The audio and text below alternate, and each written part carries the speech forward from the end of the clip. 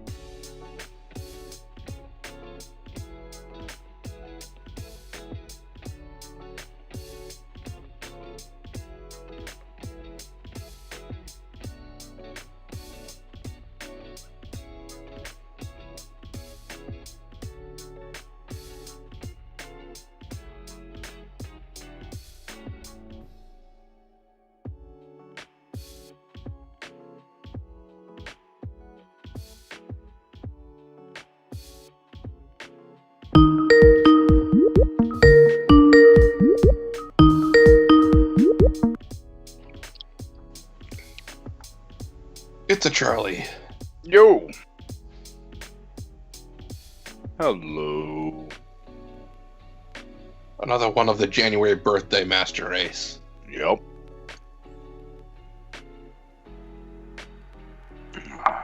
Now where are the other fuckers?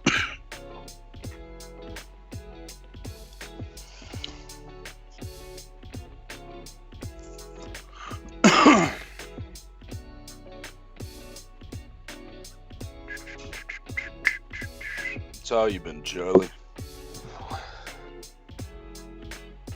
I'm also upset with both of you. Still have yet to give me feedback on the Dragonborn. Now it's a matter of pride. Yeah, it's all right. Each of the new things. Didn't you say I can't add anything more to it? Jackass.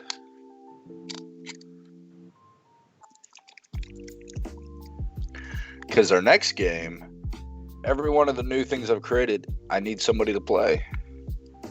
That's Firstborn, Dragonborn, Sword Mage, new block rules.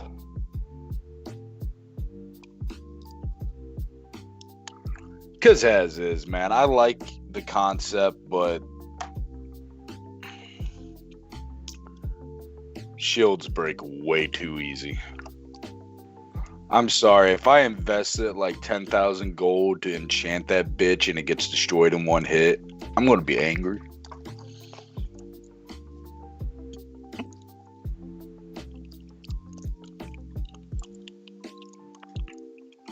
I will be angry. I've been up for 24 hours. I'm about to down a 5-hour energy.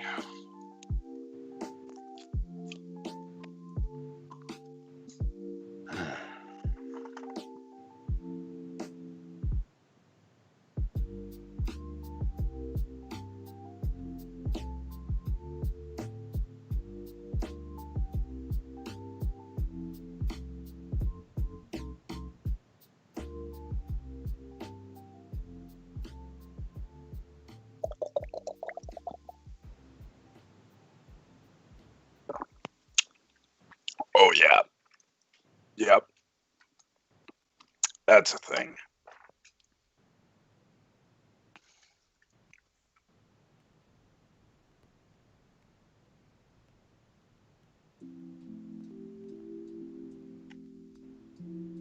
Saying Josh is unavailable.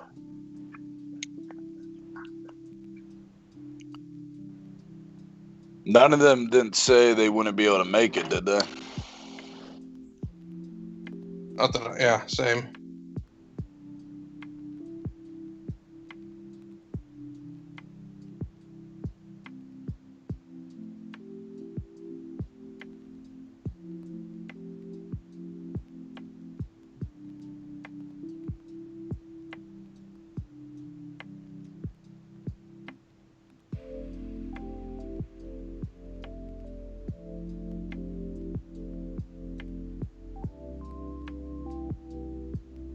You might need to text him, Dan.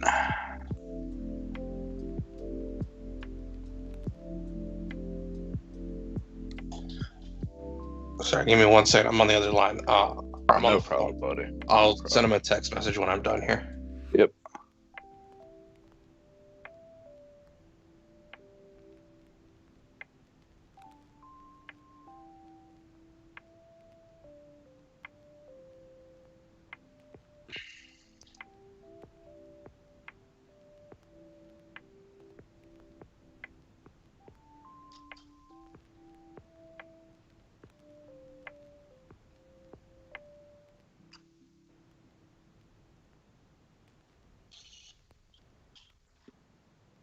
I'm only liking the Star Wars universe because The Mandalorian. I'm pretty sure Dan has seen the end, but I don't want to take the chance that he didn't for any spoilers. But what did you think about the ending? Yeah, I'm sorry, that Mac. was What was the question? the ending of The Mandalorian season 2. Yes, I've seen it all. I saw it as soon as it came out. How did you like the ending of The Mandalorian season 2? I freaking loved it because I'm hoping it wipes out the last trilogy. Oh, it is. This is how they're doing it. It's already been said that they're working on retconning the last, which needs to happen. Dear God, it needs I don't want to. I want it eliminated. Yeah, I thought it was fantastic. There's some people that are like, "Yeah, that's fucking stupid." Well, fuck you. You actually gotta see. That's my argument too. Then fuck you. I had one kind of problem with it.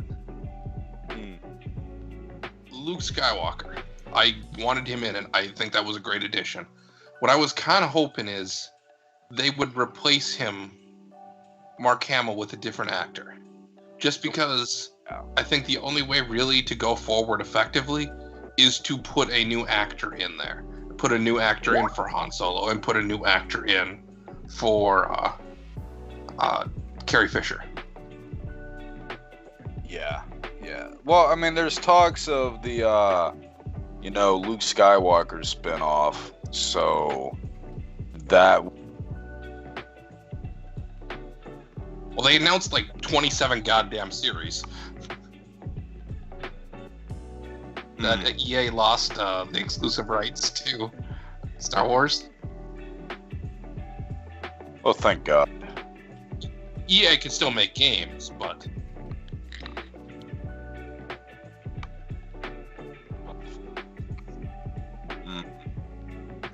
my only issue with Fallen Order was it was too short.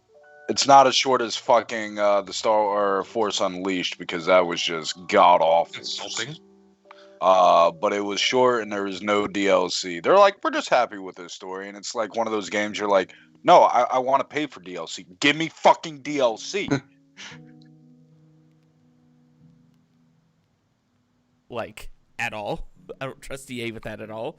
Let's So be absolutely the honest fact here, that though. they actually made like a full beginning to end story that actually made sense and was good, I'm like, okay, guys, just don't touch it again. Don't fuck this up. Right. Okay, Yeah. let's be honest though. For the longest time, we thought City Project Red could do no wrong, and then look at what they just released. To be fair, Even I EA actually didn't do like. that bad. I like Cyberpunk. Do not get me wrong. There are a tremendous amount of issues with it, but the They should have overall delayed it again. they should have. But they listened to fans. a They problem listened to enough. I have a problem with they go to people that were promoting the game, and they restricted what they could show for promotions. They refused to let anybody know about any bugs or glitches. They specifically said, here to promoters, here's a screenshot from the game. This is the only thing you can show. They purposely didn't give people like the last generation console version. Yeah. And Exactly. That's some bullshit, and I hope that they pay the price for that. Even EA hasn't done that. Do you realize how low a practice has to be for EA not even to have said, maybe we should consider doing this? Yeah, And yet no, City that Project was- Red, the golden child of the last generation of consoles, or the last generation of games with the Witcher series, Yeah. decides to try to pull this shit. Yeah.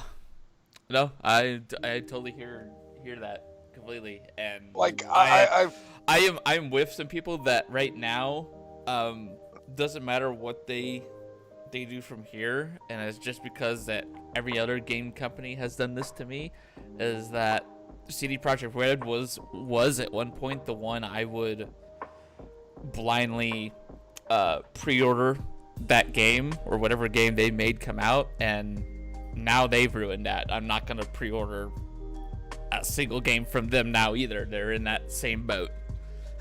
Yeah. Well, there's talks of The Witcher 4, and I'm excited for it because I'm a fan of The Witcher, but at the same time, I am leery about it. Don't get me wrong. Again, it has its issues. I've played the fuck out of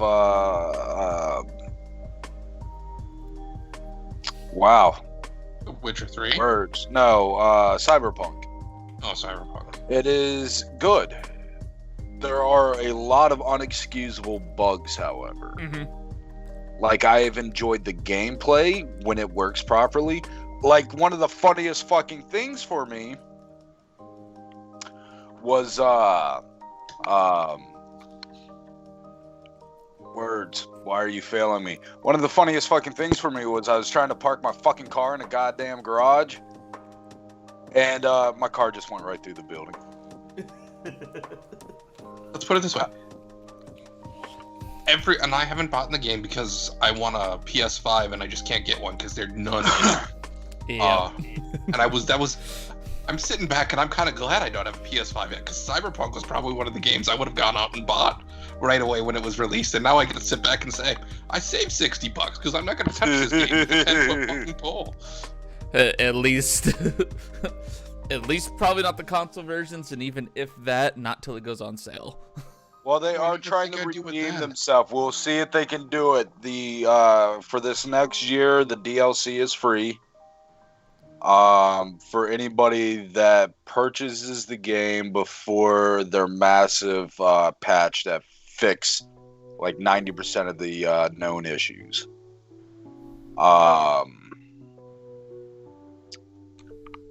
And they are rapidly trying to fix it. It was a shady practice they did. They have a chance to redeem themselves. Okay, no. There was a company on par with Project Red, and that was the company that made No Man's Sky. No Man's Sky managed to turn on himself and redeem himself. It's like the greatest fucking redemption story for gaming history right now. If Project Red's able to do it... No Man's Sky redeem themselves? Oh, a while ago. It's actually a phenomenal game now in comparison to what it was. I actually picked it up. I played it when it first came out, and it was the worst fucking garbage I've ever touched. I bought it. I bought Sam and I a copy of it, I don't know, about a month ago. And we played the hell out of it. And it is nothing, absolutely nothing like it was when it first came out. You know, it actually has positive reviews. You know, they actually have a function multiplayer. I'm sorry, that's a really low bar. I know. To all of a sudden it has a positive review. Look, FIFA games have positive reviews, all right? But this game... Need for Speed has positive reviews. Yeah, that is true. But a lot of people, a lot of critics even said No Man's Sky is the greatest redemption story in this hobby, because it did manage to turn itself around to such an extent that it is actually a very, very enjoyable game to play. I still don't get to play games that much, so, you know, give that for what it is. But when I do get a chance to play games, and even if they turned it around, there's no way in hell they... Okay, you have to remember something very important here. Even when No Man's Sky came out, or I don't know why I said No Man's Sky, No Man's Sky came out, it wasn't the problem that it was a bad game. It was, but that wasn't the issue. The issue was what they promised and what they delivered. Well, and you're talking about it now as a good game. It very well might be. They may have fixed issues, they may have added content, but it will never, and I mean never, equate to what was promised when it was released. And the reason why you can say, and people who are playing it now can say, hey, I enjoyed this game, I like this game, is because you're not right on the cusp of having been lied to for 6 months straight about how this game will revolutionize gaming for the going forward, how it will be the greatest open worlds game ever created, only to find out that's not really the case. That was kind of a bold-faced lie. Yeah. I mean, Charlie, what about you? Yeah, I haven't heard your comment on No Man's Sky from you, but that's my standpoint. Like, I'll never buy that game. Yeah, I bought it at about the same time that Zadig did, like when it first came out. Oh. And that whole spiel of everything that they said that was in the game, and then turns out it wasn't, was like immediate refund and immediate, I'm not touching this again. yeah, it's turned around and they put everything that they promised in plus more, but that ship has sailed completely. That was like worst line to the customer than Colonial Marines, which was a blatant lie on the fucking reveal trailer. Yeah. Yeah. But let's put this a slightly different way. Even as far going back to Cyberpunk, even the new Halo game decided to postpone release because they said they wanted this game to be perfect on release and did not want the series of bugs that would be entailed. Mm-hmm. Halo announced a release. The people that are most apt to releasing the bare bones minimum games and just saying have fun with it and walking away. Yep. Even they were like, we're gonna wait a while, we're gonna make sure it works out right before they release it. Yeah. The other big thing that I heard is Square Enix I don't want to say copyrighted,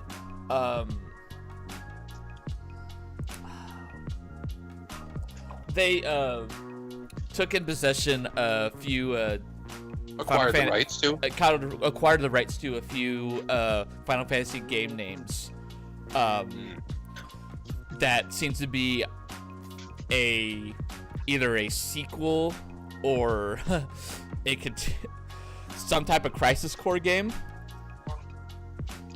Well, no, you got to remember, Crisis Core is actually part of the Final Fantasy VII mythos. Yeah, but they don't know if it's gonna be like, okay, this is like a continuation, or if they're going on the route of, okay, we introduced all of this fucking lore bullshit in the Final Fantasy VII remake, and we're going balls deep, so here's another Zat game that's like going off of what happened in the remake and everything, so here you go, enjoy. So another video game question for you guys. Mm-hmm. The Final Fantasy VII remake, I didn't buy it when it came out because I wanted to buy it for the next gen consoles as opposed to buying it for the original consoles, because I mean, why not wait if you're gonna wait if you're planning on getting a new console anyways? Yeah. Every reviewer I've seen that I at least, even if I don't always agree with them, I at least give a modicum of trust, have said that the remake is fucking amazing. Like, they're not pissed about the three parts anymore. It was so good. So my question to you, Dan, is how well do you like the Final Fantasy VII mythos coming from the game, all the games, including Crisis Core and stuff, plus Advent Children? To be absolutely honest, I know the lore okay based on other things. I never played Final Fantasy VII. Okay. Really? Okay. I'm kind of in that boat. I never actually finished Final Fantasy VII, but I was a lore. Okay, so lore as somebody who nerd. has that was the first game I ever put 1,000 hours into. Okay, the Final Fantasy VII remake is absolutely fucking phenomenal. That's good to hear. I was upset about the whole, fucking, because they're not just doing, so, they got the main story that they're breaking up in 3 parts. But another beautiful thing they're doing, the DLC smaller expansions that they will be releasing will be telling the stories of Crisis Core, the Brotherhood, and the Advent Children movie. I've seen the Advent Children movie about a dozen times. I will tell you that this remake, it starts out and you think, okay, this is just a retelling of the original game and stuff. But quickly at the end, you're like, oh shit, what is this? What's happening? Because there are stuff that happens in this remake that did not happen. Yeah. And wasn't a thing in the original game. A lot of it was because, a lot of the stuff that they put into the game that wasn't a part of the original, it was because they lacked the tech and the space to do it. You got to remember, the original Final Fantasy VII, what was 4 disc? Yeah. Yeah, 4 disc. And even that wasn't enough to put in everything they wanted to do with it. with this new, with the new tech and everything like that, they're able to do far more with it than they ever could. So they're releasing all the content that they wanted to put in the original game. I could go on like I want to say conspiracy theories because it's been proven by the director on the way that he presented Sephiroth in this game. Who Sephiroth actually is in this game is not the Sephiroth that was in the first game. Yeah. Fair enough. To give you a point of reference for my gaming history, I was pretty much exclusively Nintendo and N64 up to N64 until the PS2 came out, and I didn't start playing PS2 games until Final Fantasy X came out. Final Fantasy X on, I have a very good chance of at least having played it, if not being aware of it. Anything pre-Final Fantasy X, it's anything that isn't Nintendo is probably not. I probably haven't played it. The game that got me into JRPGs was Legend of Dragoon. The game Dragoon, baby. The game that got me into Final Fantasy was actually Final Fantasy VIII. I don't know why, but Gunblade is like my favorite aesthetic-looking weapon ever. Mine was Final Fantasy III, which was Final Fantasy VI over here in America, with Shadow, Interceptor, all of them. Legends of the Dragoon was fucking phenomenal. I absolutely loved it. It had the most convoluted fucking combo system. It just sounds like that you messed up on it a lot. Motherfucker, when you get to their ultimate combos, that shit's insane. You just gotta do it, bro. I did it, bro. It fucking be absolutely sucked, honest, but I did it. No matter how much I liked Final Fantasy X, the game that really got me into JRPGs, Shadow Hearts. Shadow Hearts was awesome. I borrowed that first one, and I'm like, oh my god, this is amazing. And then I beat it, and then I borrowed the second one, and I beat it, and I'm like, you can't find these fucking anywhere. Apparently, they didn't make that many copies. And then I couldn't play the third one. Fair. But way back to original topic. Mandalorian Season 2 was amazing. I wish the CGI Luke Skywalker, I had no problem with it. I thought it looked fine. A lot of people were saying they had a problem with how it looked. But my major problem was I wish they had recast him just so that way you can move the Luke Skywalker character on from this point, as opposed to worrying about, are you going to bring back Mark Hamill, or are you going to just settle the question once and for all kind of deals? Yeah. Because that was the only problem I had with it. A couple of the dialogue choices was kind of cheesy, but I still loved every minute of it. Yeah. I like that you got to see the Force actually used, which was really nice. My favorite, there's a video somewhere, a YouTube video, that like does a side-by-side of Luke Skywalker just going through and just destroying all of these droids.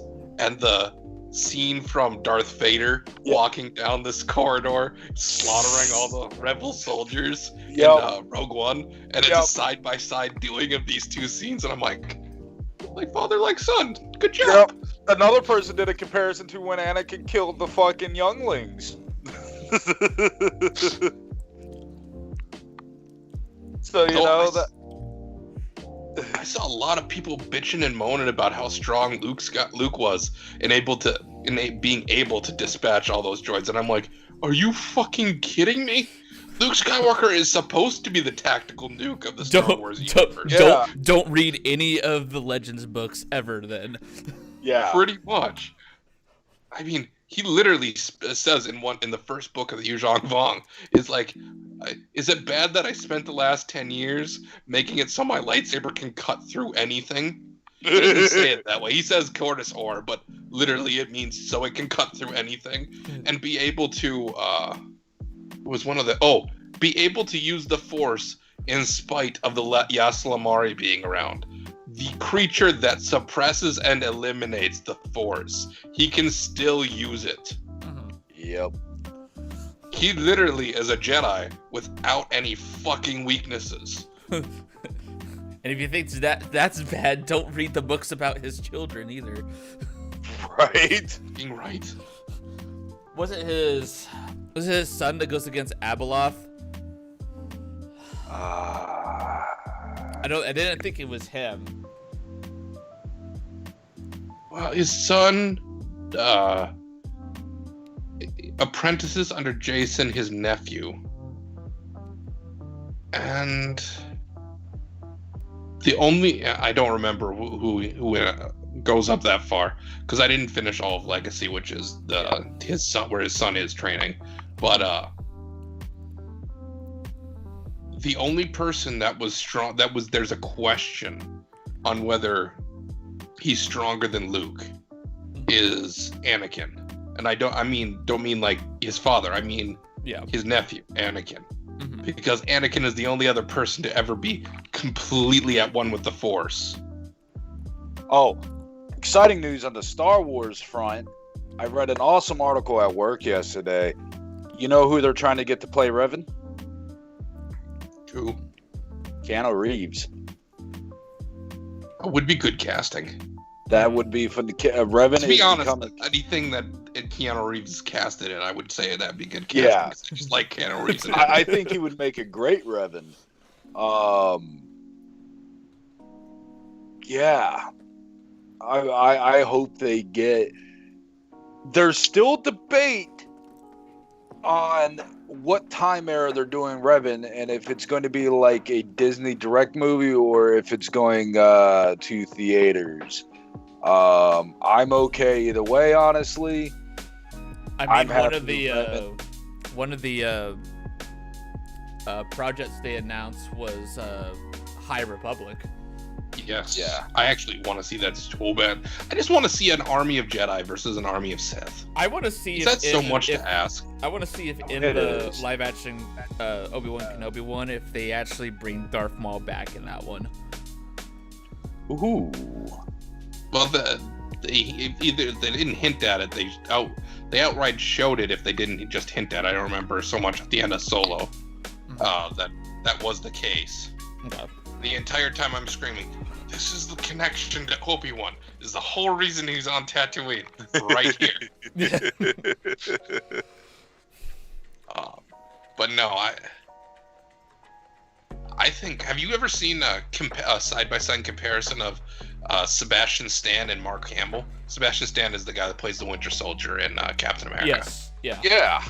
He's the one they should hire to replace Mark Hamill. They really should. They look almost exactly alike. I mean, Disney's already shelling out so much money. Fucking Robert Downey Jr., whatever, dude that plays Iron Man, he's actually going to be which one is it? He's coming to the the small screen and going to one of the Marvel fucking shows.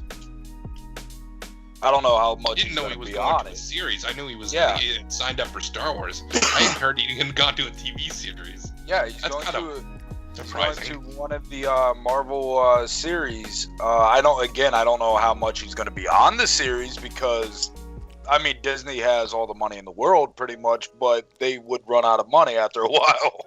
Yeah. I will say that out of Mandalorian Season 2, I actually really, really liked Bill Burr's character. He was probably my favorite addition. Mm-hmm. In this, I know he was technically introduced in the first season, but I could really give two shits about him in the first season. Uh-huh. In this second season, he's fucking sold it. Yeah. I liked Gina. What's her face? The Republic Commando. She was really good. Rosario Dawson as Ahsoka, I was okay with it. I mean, it didn't really do anything for me one way or the other. I've never been a big Rosario Dawson fan, so the fact that I'm not, saying I hated her is kind of a notch in her belt. I think the Elisa look was down on pat. Yeah, the look, she looked perfect. I'm just saying, like, in other things I've seen her in, I've been like, I could really take it or leave it, you being in here. Yeah. So, she wasn't bad. I like the fact that she outright says that Thrawn still exists. Yeah.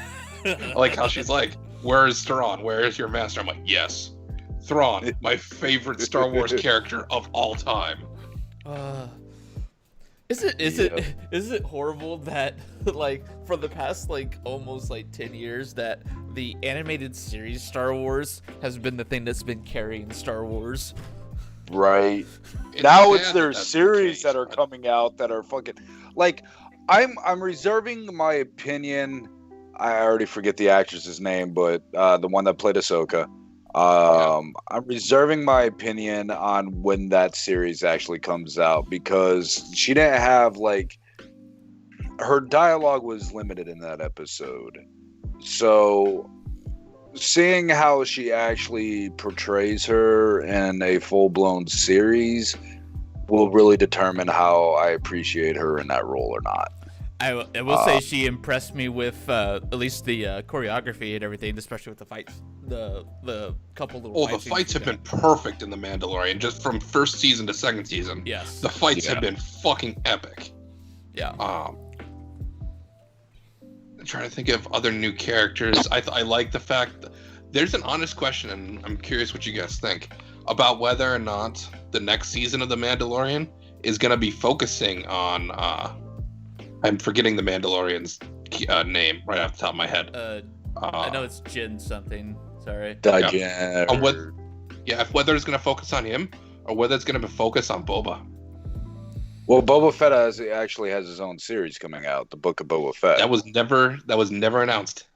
It was, if you watch the end credits of Yes, but the first season 1 and season 2 is called the Book of Insert This Mandalorian's Name.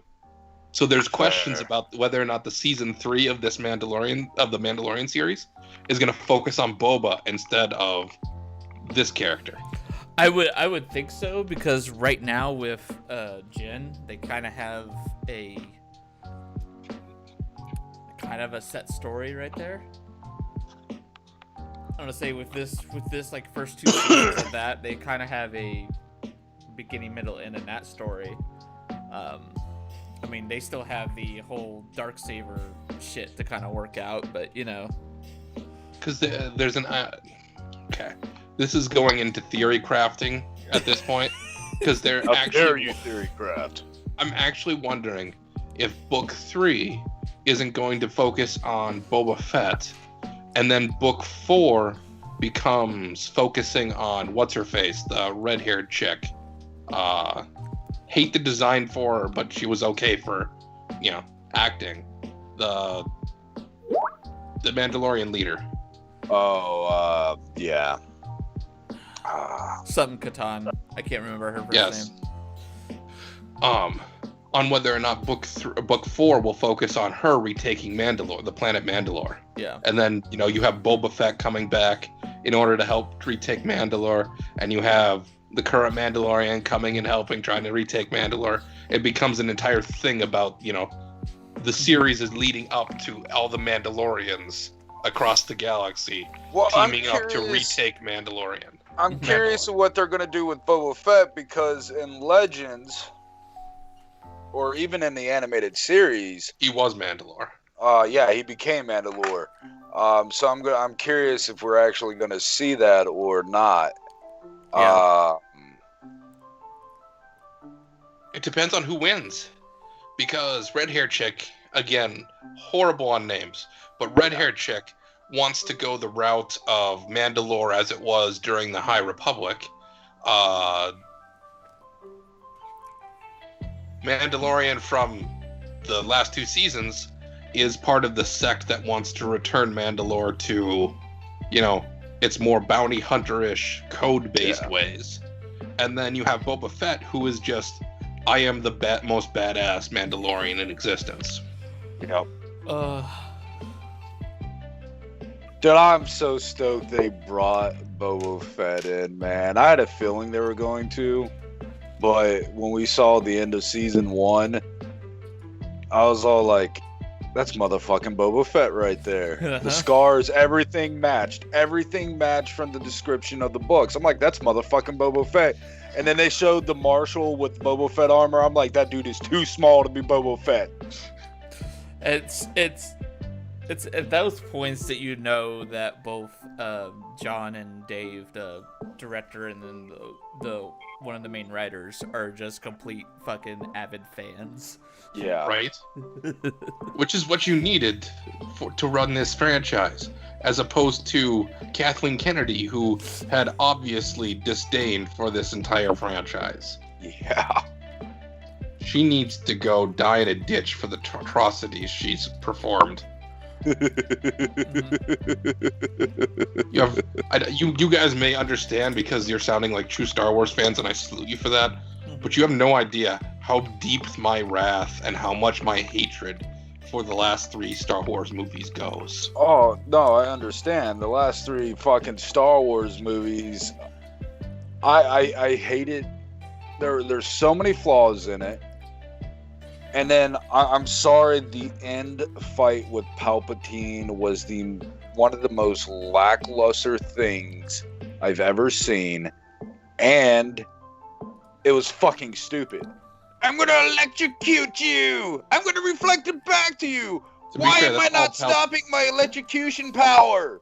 To be fair, that's all really Palpatine ever does in any movie. Yeah, I understand, but he didn't stop electrocuting himself. No, actually, that's literally been the problem he's had since the get-go. He was shooting electricity into the air in the original series and couldn't stop it. That's why Vader was just able to walk up, pick him up, and drop him down a hole. He's got scarred up because he couldn't stop shooting electricity at Mace Windu when Mace Windu was reflecting the electricity back on him. He's had a problem with stopping for a while now. Yeah, I don't care. It's fucking retarded. They should die in a fire. My biggest problem with the current trilogy isn't even what they did wrong, trust me, there's a list a mile long of what they did wrong. It's the potential stories that they let go. Yeah. That they didn't do. Mm-hmm. I found the idea of not Poe, who's the Black Stormtrooper. I'm trying to remember his name. God, why the fuck did you say something? Finn. Thank you. Hey Josh. I'm very disappointed because I thought that would have been an interesting story. Would have been the idea of redeeming a stormtrooper, redeeming Finn, and then him turning around to become a rebel anything. I thought that would be a very interesting story, a very good story that you could have taken up. Again, it went fucking nowhere. It had good moments in the first movie, and then it just fucking stopped. And then I think they had the missed opportunity with Poe Dameron, the guy that eventually became the Rebel fleet commander in the third movie for no apparent reason, given the fact that he's fucked up every single operation he's ever been a part of. It irritates me that, you could have shown a redemption arc. You could have shown a Han Solo style redemption arc, where eventually Han Solo becomes a general. You could have shown the same thing with Poe Dameron. Again, you just continue showing him to fuck up all the way through until the very end of the trilogy, where you're just like, I believe hard enough that people will come out to save me. And that's my only purpose. What? Yeah, no. That's why the series are doing so well, because they're telling good stories. And we got another person here, so we're going to start. I haven't heard a fucking thing from Rambo. I said we were starting at normal time. Shame on you, Josh, for being 32 minutes late. It was actually less than that because you guys were talking. I didn't want to interrupt. You could have said something in Skype. The other thing that I was disappointed that they missed out on was Rey. There was one twist in the final movie that could have made her character at least moderately redeemed in my eyes. If you had made one simple change. The fact that she was Palpatine's granddaughter, got it, loved it, fine with it. Let her own it. If you had made it so that Luke was her father. Yep. So it was the Palpatine and the Skywalker bloodlines coming together, and that's why Rey was as good as she was. All of a sudden, a lot of the problems go away. Nope, but instead they got rid of the Virgins of the Force by making a dyad. How Ben died was fucking stupid. How Luke Skywalker died was fucking stupid. That one, yeah. That one, if you could have seen me, that I was fire out of eyes. That was fucking stupid. I'm sorry. At this point, Luke Skywalker is literally, yes, he went into fucking exile, whatnot, but that doesn't take away his capabilities. That Force apparition he did right there should not have killed him. I'm sorry. You and me have Especially had since Rey could do it pretty much at fucking will. Exactly. Yeah. So like, and you and me had this debate about Luke Skywalker and Revan all the time. I like Revan better than Luke Skywalker. I think he's a better character. I think he would beat Luke Skywalker. That's my own personal opinion. But that doesn't diminish my like for Luke Skywalker and how powerful he is. Because Luke Skywalker, if you follow Legends, was the second Jedi to become a gray Jedi, the master both the light and dark side. He was truly a fucking force to be reckoned with. That Force apparition from Luke Skywalker killing him, that just pissed me off to no fucking end. Yes. And everything you said was correct, except for Luke Skywalker being weaker than Revan. But you're allowed to be wrong every once in a while. I understand. So are you, buddy. I'm sorry. When Luke Skywalker can pull a starship out of fucking hyperspace, I will say Luke Skywalker's stronger. Okay, Luke Skywalker is stronger then. He has not done that. When has Yeah. Luke Skywalker ever used the Force to pull a starship from hyperspeed? Because I've read a lot of. I haven't read every Star Wars book. I'm not even going to claim that I've read it. You referenced this before, Charlie. Didn't that happen in Legacy?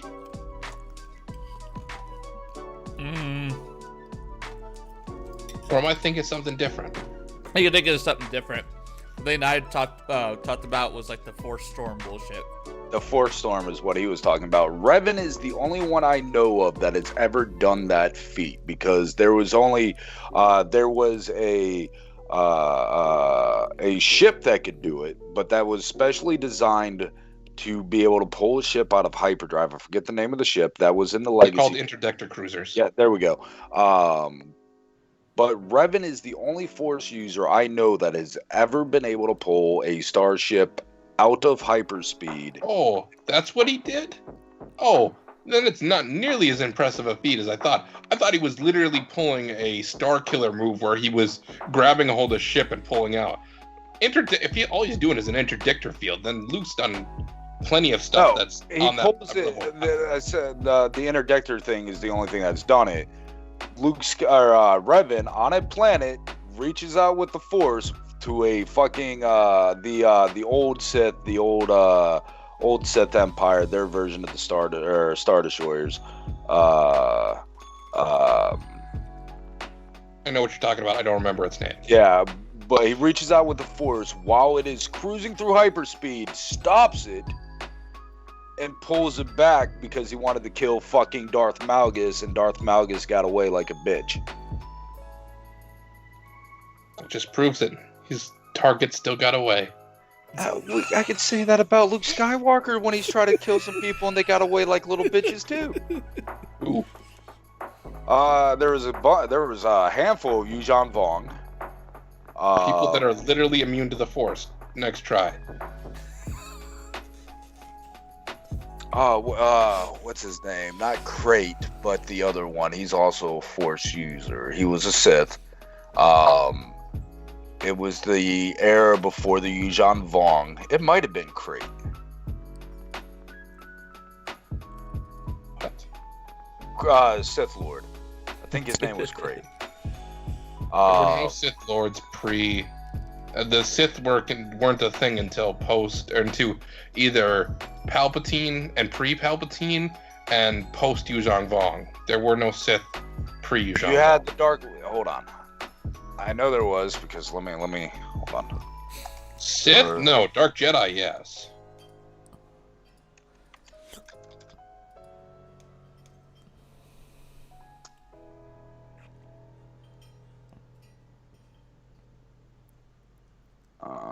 This is entertaining getting him to do this, even though he wanted to start. Yeah, I mean, I'm kind of enjoying this personally. I'm not gonna lie. Isn't this session just a bunch of freaking settlement management, anyways? No. Because I think we're behind on that by a bit. We have one settlement thing we have to get done. One settlement Yeah, round. and then we're getting really close to a second one. settle down, Mr. Sim City. I'm not Sim City. I'm Civilization. I'm civilization. Shit, you're right. It is a hex grid. What am I talking about?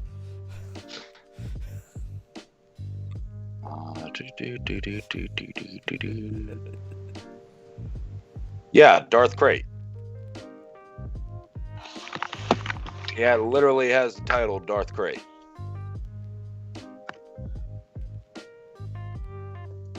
Trying to make sure I'm citing the proper timeline though, because you may be correct there. 47 before the Battle of Yavin. Oh no, that was before. 138 years after the Battle of Yavin was when he died.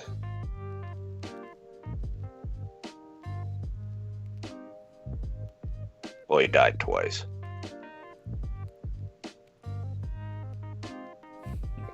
Yes, 137, 138. Anyways, he's the one that fucking got away from Luke Skywalker.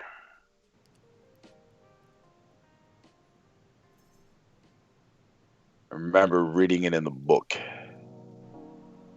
Now I'm trying to remember what book it was.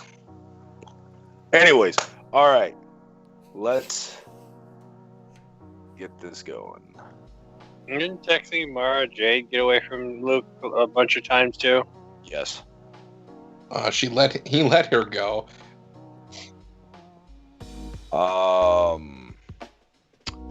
God,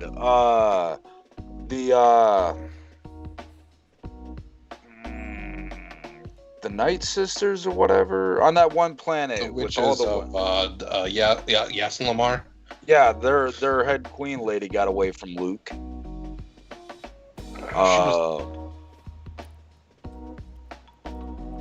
I don't think it was the original because they've gone through a couple.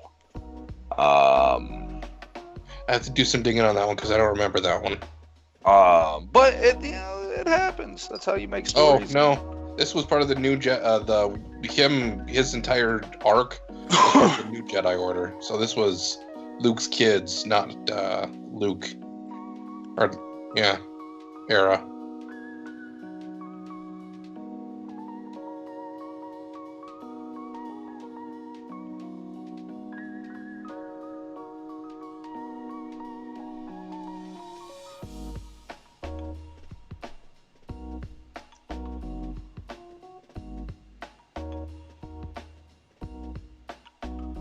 Bridget won't be making it tonight. They just called for OT and she won't get home until after 10. So, Charlie, go ahead and start up the recording. 1, 2, 3, nodded on recap. Not it. Not it. You can all go to hell.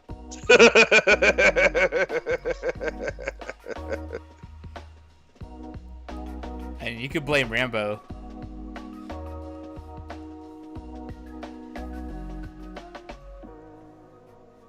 All right. We good to go? Yeah, we all good. All right. Who wants to do the recap? And also welcome back after the extended hiatus with the holidays and personal shit. So, yes. Bridget will not be able to join us tonight as work is consuming her life this evening. But yes, who would like to do a recap?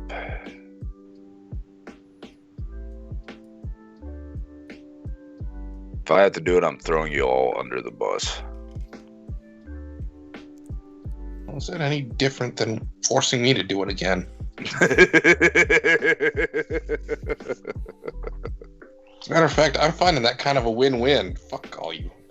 I'm just gonna fucking be like, they were a bunch of fucking pussies. They, cowered before Vorgoth. Gideon licked his boot. I mean, if you want to lie. I mean, well, that's as far as I remember. That's what happened. Oh, I didn't. I need a little bit extra XP then, because I'm still alive. Fair. You know how it is. You go against something stronger than you. You might not be able to kill it, but you live. Where did we start last time?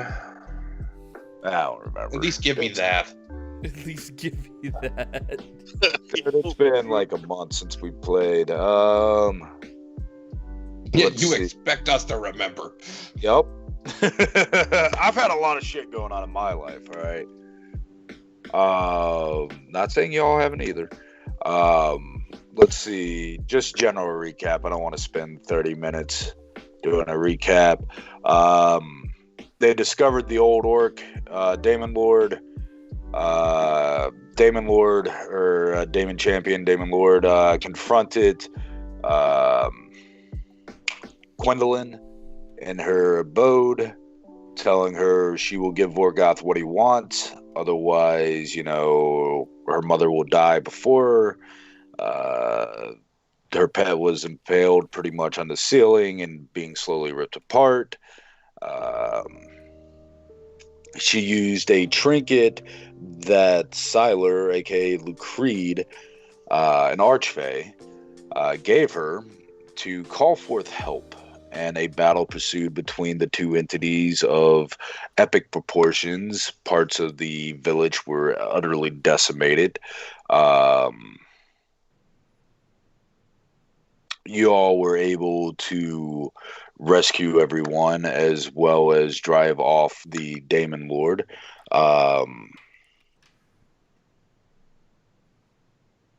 Dialogue happened between Vorgoth and Solon.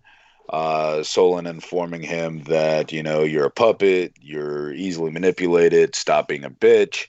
Succeeded on a very crucial persuasion check and helped remind Vorgoth of his pride as a war chief. Doesn't take away the fact that he's still an absolute jackass and wouldn't kill you all if just given a reason. But it's kind of opened his eyes to some things and take away some of the influence and control that the Horseman of War has asserted over him. At the end of the session, he showed up at the village by himself, and let Gwendolyn keep his property, aka her mom.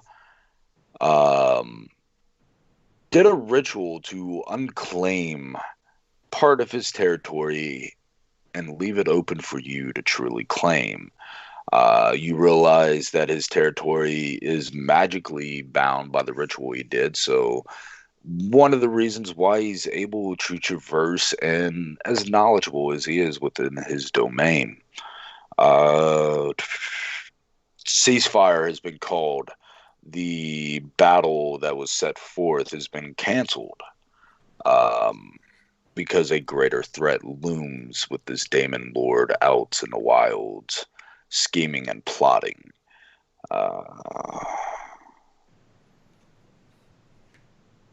Other than that, that was pretty much all that happened. I mean, there was some neat dialogue and some good RP and whatnot, but that was a month ago, and I don't really remember, and I didn't watch the episode on stream, so probably should have did that, but I failed at as your DM.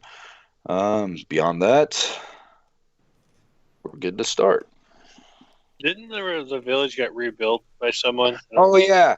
Jinkin, the loyal companion to Siler, bargained for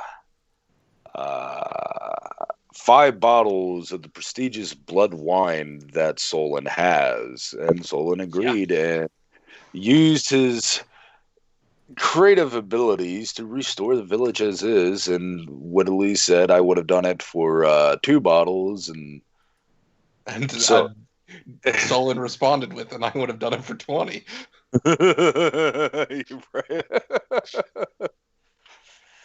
So nice little witty back and forth there. I already went over your side stuff when you were asleep, Solon.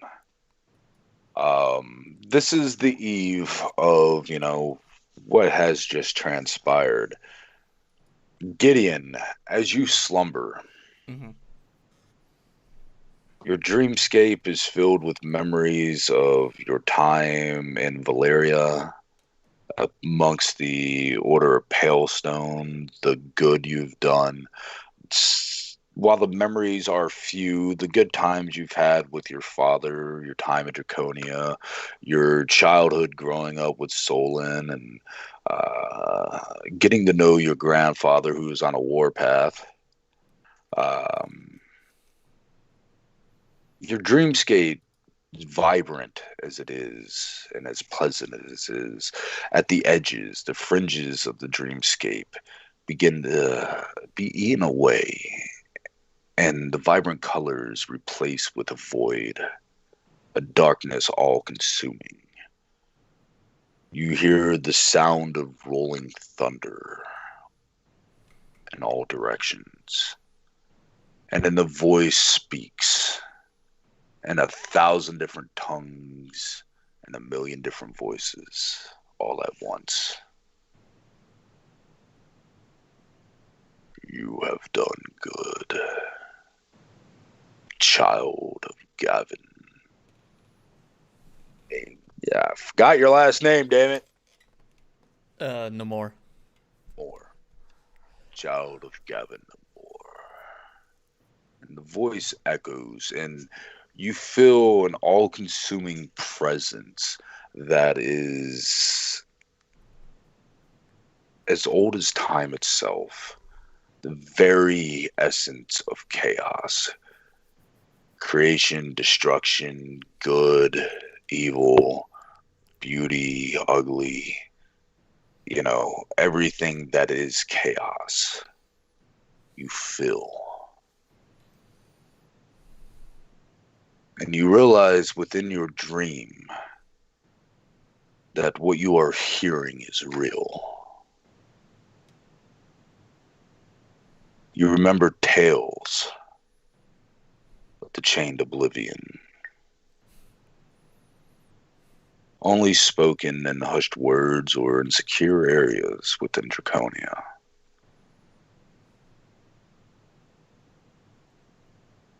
What do you do?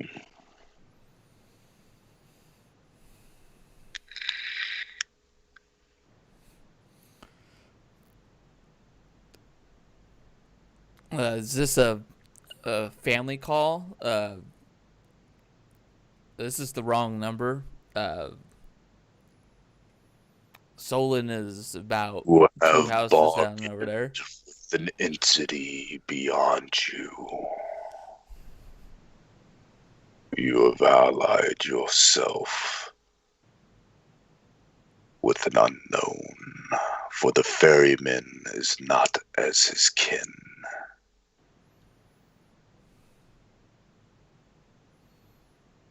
A bridge connects from the ferryman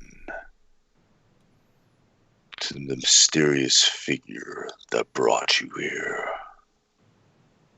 And you see this tendril of void wrap around, and you see an image of this well-groomed individual, long black hair pulled back, trimmed, neat goatee, glasses, fine crafted mage jacket. And whenever you try to recall this individual, his face has always been distorted, and his voice, always sounds like somebody you've heard before. This is the first time you actually recall what he actually looks like. Okay. The tendril whistles about and touches you upon your forehead, and you see the various images of what your father Gideon has gone through with this individual. The various things that your previous character in the last campaign has witnessed and seen what this entity is capable of. Okay. I don't get any more knowledge of that, of what my father was doing or anything like that. It's just the No, you get the knowledge. All right. This seeps into you. You learn about the actual daemons. You know what a daemon is now. You know what the horsemen are. You recall the conversations with this entity.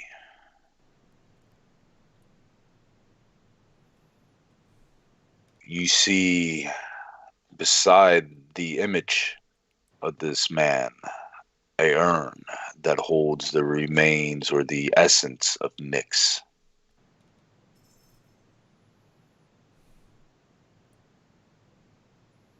Be wary of the ferryman. Be wary of the unknown. For even I cannot track him.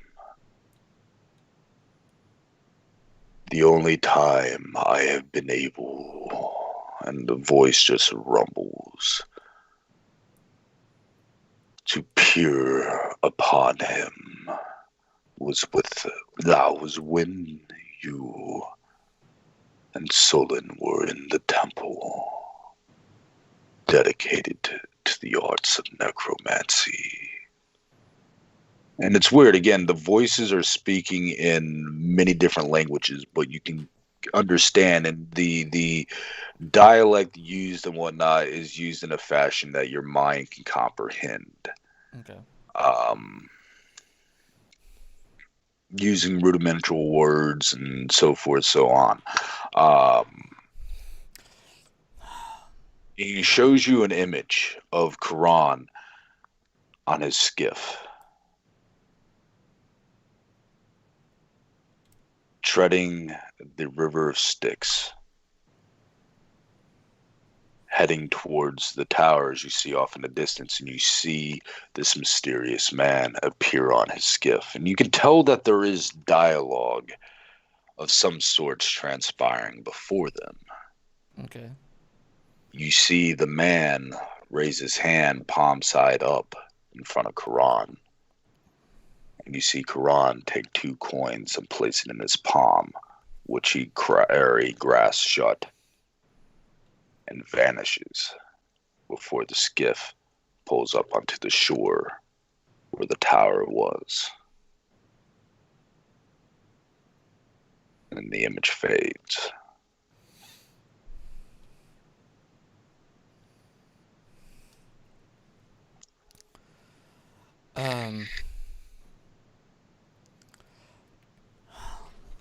Not saying that I trust this entity, but I would say that Gavin would trust him more, especially given the warning. So this would probably be the only time he can ask this and not feel like he's getting pulled in a way that's not giving him a choice.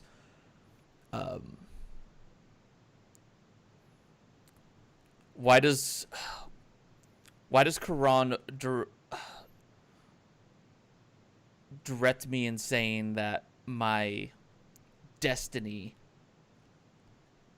is to fight and destroy this champion of death? So his seal is broken. So Quran's seal no, that breaks. So Quran's, yeah.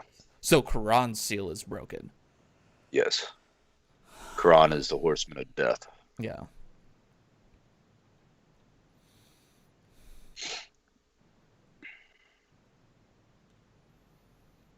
But now I also have the knowledge that my father is trying to take that place. Yes. He also did warn you as well that he is not as his kin, but be wary. For even he cannot see in the dealings going on between these two. The only reason why he was actually able to glimpse that image he showed you was because they were Quran and the man was so close to where the ley lines of his prison are.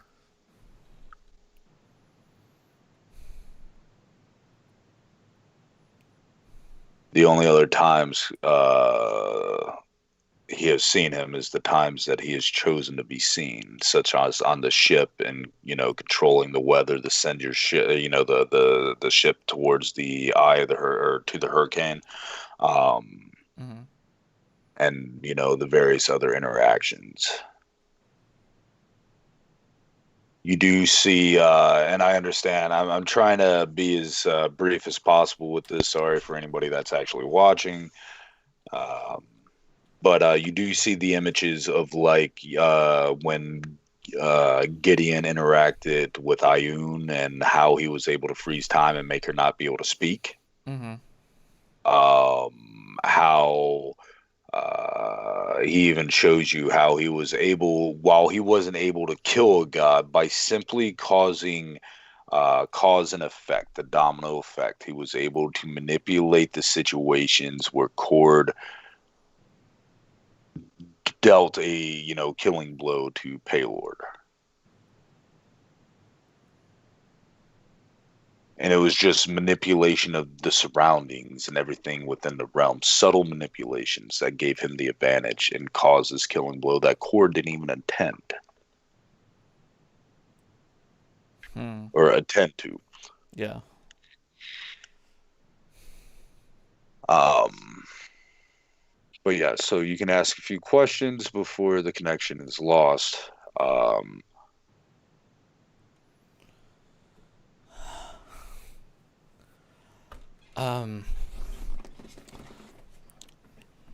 there any other tools or weapons known other than, and I guess I in this dream state have the scythe with me so I can point to it, other than weapons of the horsemen that can cut their seal's ties without releasing them?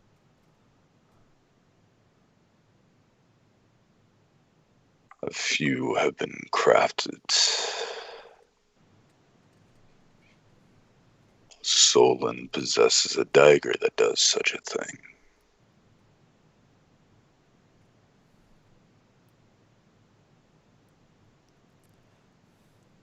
Are there any that I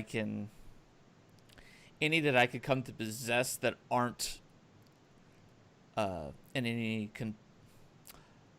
are there any that I can possess that aren't in control of either of the horsemen? There are, but they lie outside the islands. And you must, if that is an avenue to be taken, find a way to acquire them. It is possible, but again, it's going to take some doing for such a thing to transpire because they are not on the island or islands.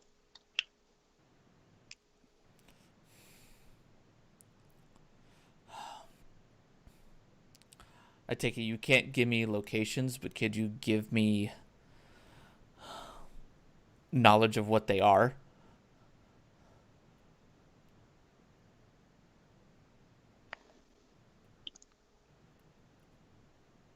The most well-known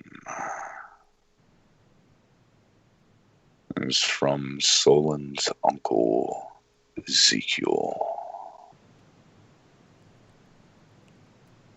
A small gem created in his youth after the shattering to undo the works of its mother.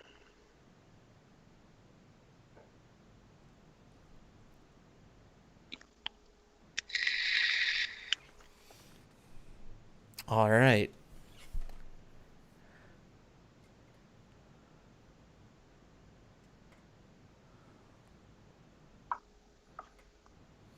At that, a tendril wraps around your arm.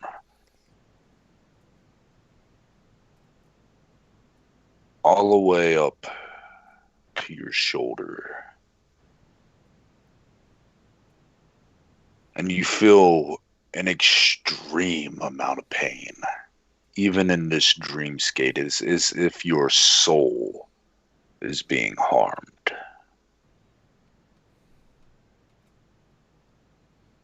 Go to flinch away, but are unable to. This entity, far too powerful, Yeah. all too consuming.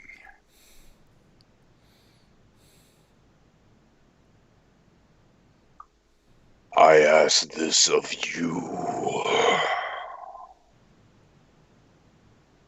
Protect Solon.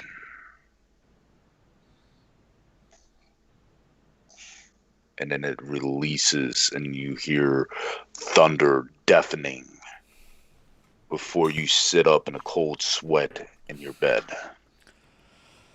I would immediately look at my arm. You see a just magnificent gauntlet. A full kind of, it's a gauntlet / shoulder arm piece Mm-hmm. that is upon your arm. It is, a brilliant silver with freaking gold inlines and whatnot. Or, not inlines, but, the core of the design. Inlays, yeah.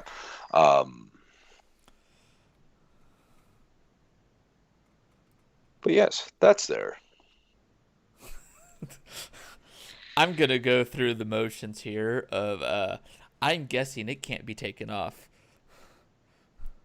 You try and you try, and you're trying to force it off, and you fucking fall off the bed. You hit your head on the floor, and it's still there. Okay. All right. Before I go and talk to Solon, I'm gonna try and find out what I can on the gauntlet first. So, like, detect magic. To help expedite this, because I know it's very magical. Mm-hmm. Your level of arcane prowess cannot detect what it does. All right. The runes and the script engraved on it is a language you've never seen before.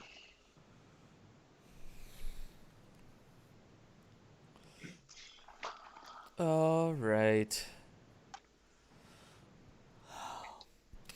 Given at that moment, I'm like, time to present more questions to Solon. Here we go.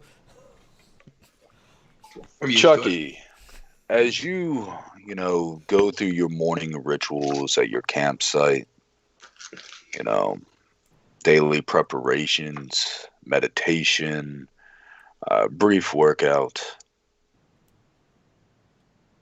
you can feel the spirits of the land, something that has been very absent. And it feels refreshing.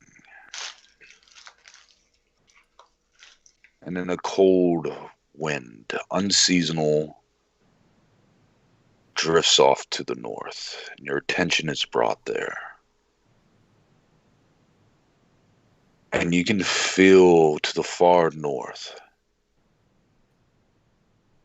the spirits of the land, the spirits that reside here, are afraid.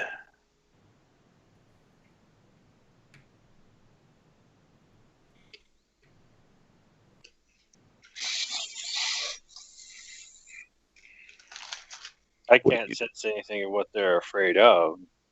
No. You just feel it.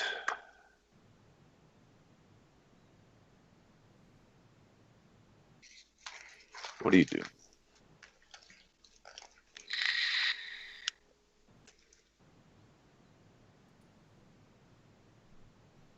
So it's to the north. Yes. Northeast, to be precise.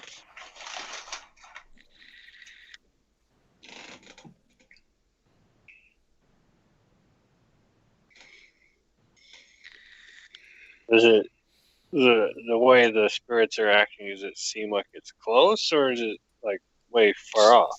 Far to the northeast. You do know that's where snow has managed to come upon this tropical island. You also know one of the lords of the north is up there.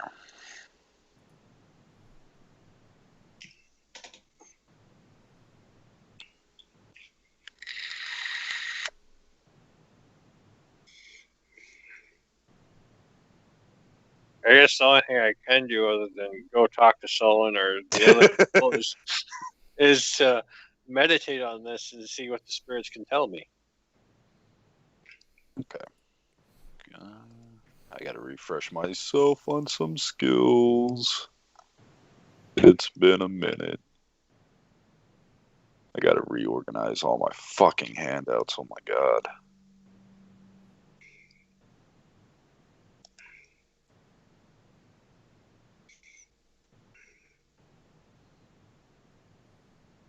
Alright, give me a nature or religion. And as a reminder to the few, and thank you for watching for those that do, either live or, watching the recording. I don't do secret roles. My players like doing the roles themselves, and it takes a load off a GM. So, yes. Would you like does that stand?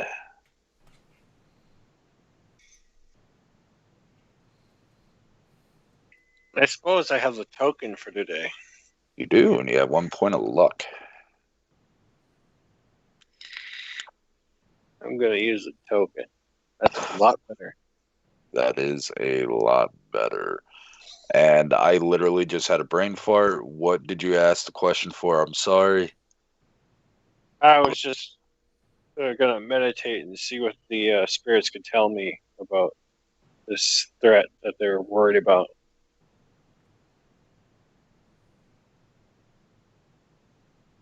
It's less of a verbal communication and more visuals shown into your mind's eye. And you can sense what the spirits are feeling, what has them afraid and uneasy and acting sporadic. There is a profound darkness in the north. You felt this presence once before, the Daemon Lord that was fighting on par and at times pressing Sylar. What was that noise? That was my phone.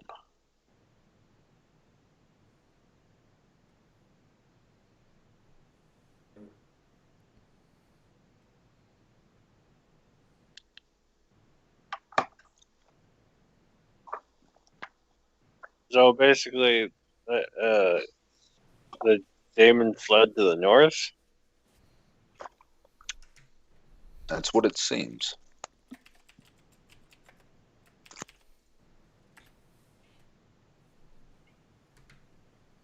Okay. All right. So what do y'all do as a whole? Solon, what do you actually do before we get them heading to you with their questions? Like, Solon! You just wake up from a dream yourself. We handled that off screen because it was a little longer and I didn't want to eat up too much time in game to do it. Is there anything Um, you immediately do before your companions arrive to your side? not really. Like, Solon, fix this. Fix this, Solon.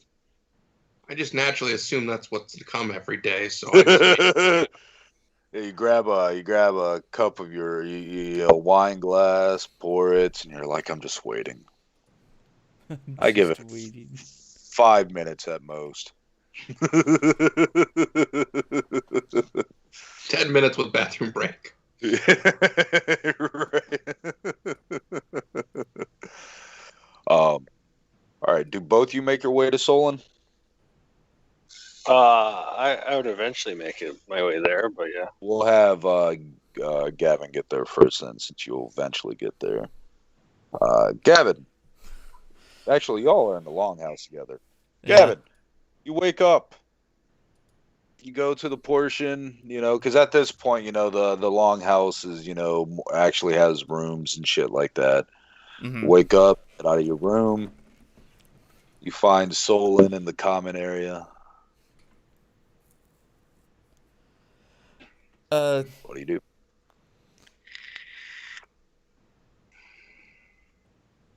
I slowly walk up to him, and I go, "Hey, wine, now, please." I Uh, pour I- him a glass of wine. You do see this, arm piece on him that you've never seen before. Wait, is this the talk I always knew we were going to have? It's okay to come out, I swear. I won't judge. You're obviously accessorizing now. Please, alcohol. I said I poured you a glass. I was like, more. I apparently just had a talk with your grandfather. So I take the glass and I pass him the bottle.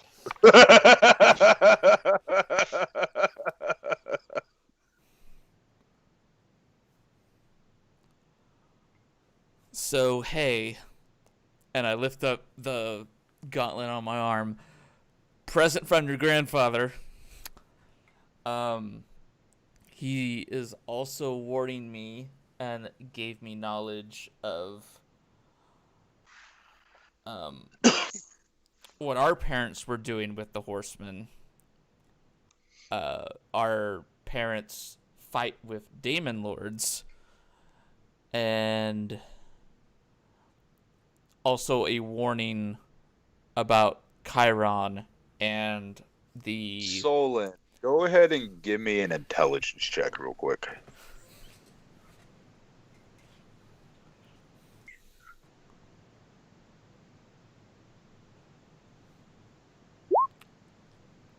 Ten's what you needed.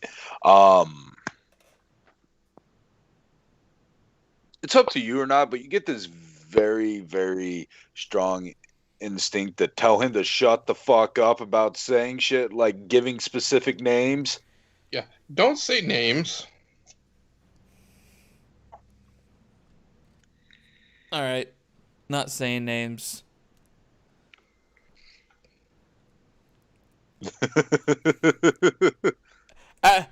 Quick thing, Derek.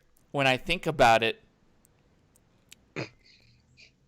I say think about it when I think about the man who I'm not really supposed to have any clear knowledge of and don't see his face or anything.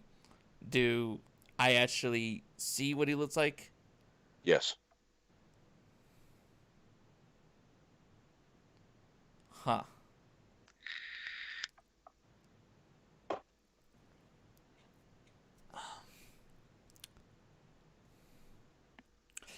If I remember, and let me know if I remember this wrong, Zadok, whenever my father heard his name, he just heard, like, static noise or words. His he name didn't was never understand. actually given. Okay. Whenever he tried to recall what he sounded like or anything like that, recall the conversations, the voice always sounded like somebody else. Somebody he knew. Sometimes it would sound like Drake, sometimes it would sound like Lilith, sometimes it would sound like his dragon companion. Okay. And he was never able to remember what his face looked like.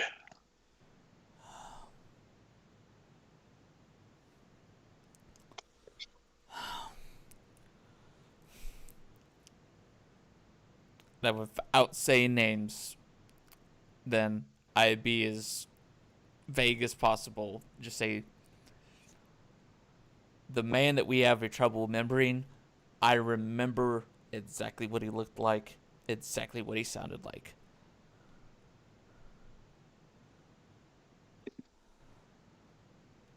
So do I. We had the same conversation, apparently, with the same person last night. Also, your uncle has a gem. That gem has the power to destroy the seals of the horsemen without setting them free.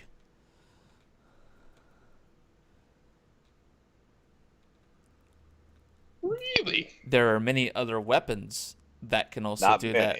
Well, not There's many. other. There are other weapons that can also do that the horsemen do not possess or have control over. But they're not on these islands.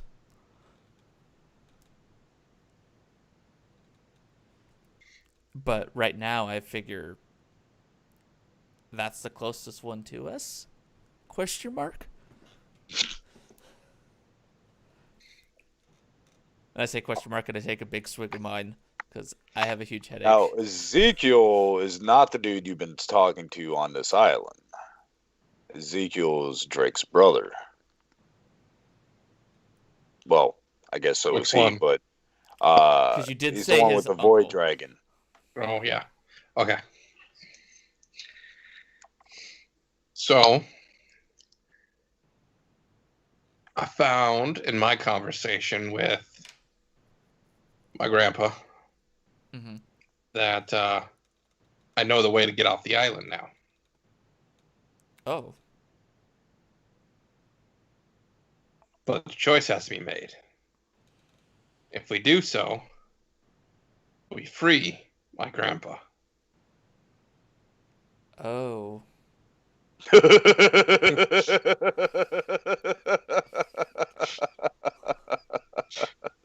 I take another big drink of wine.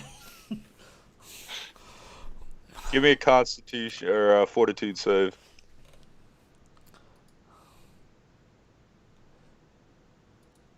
It actually gets worse than that. See, on each of the islands, there is a spire. We've known about these spires for a while now. Mm-hmm. Well, these spires have a crystal buried underneath of them. Okay. We destroy said crystal. We free one of my uncles to act upon the mortal plane. My uncles embody chaos, each one a different aspect of chaos. Uh-huh. The one we've been interacting with on this island is chaotic neutral. Then the other three are trapped in the abyss. Destroying these crystals weakens the beast that currently patrols this island, the god beast of water. Yeah. It weakens one. He weakens with each crystal destroyed.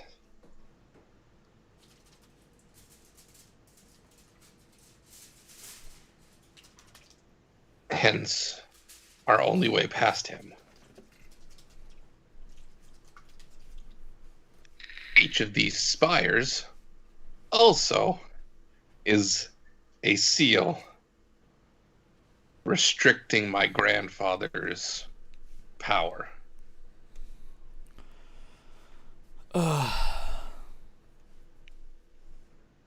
Dun dun dun.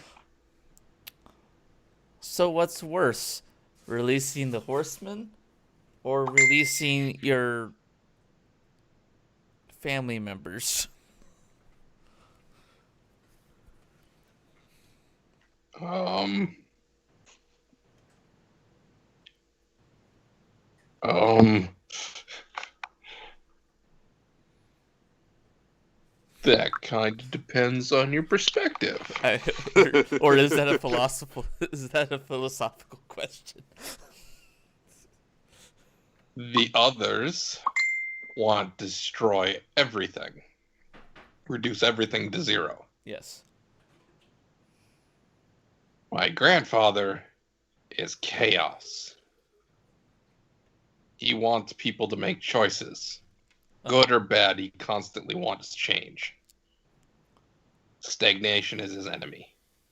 It means a lot of people are going to die. A lot of people are going to die.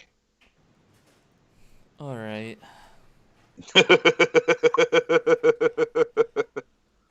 I mean, a lot of people.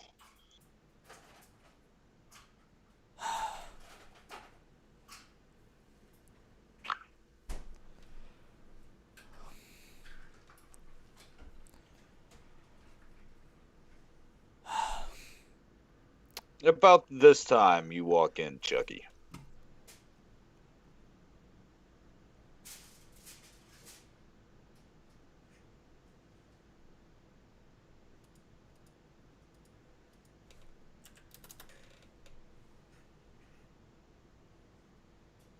Just walk in silent? Sorry, someone was talking to me. How dare they?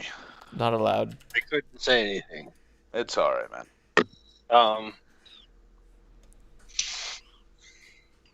had to walk in, sit down.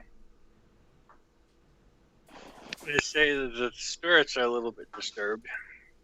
Or a little bit more than a little bit, but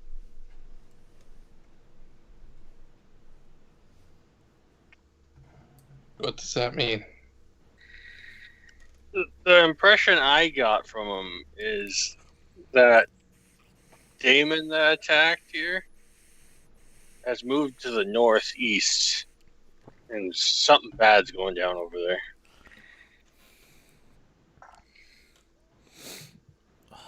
Where the snow is where the impression I got, anyways. The spirits are always kind of fickle, so I don't know how much I trust.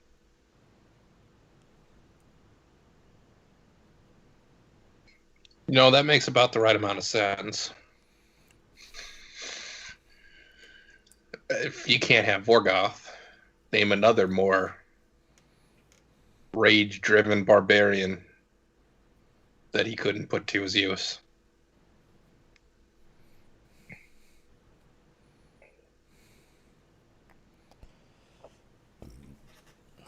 Oh, the day gets better.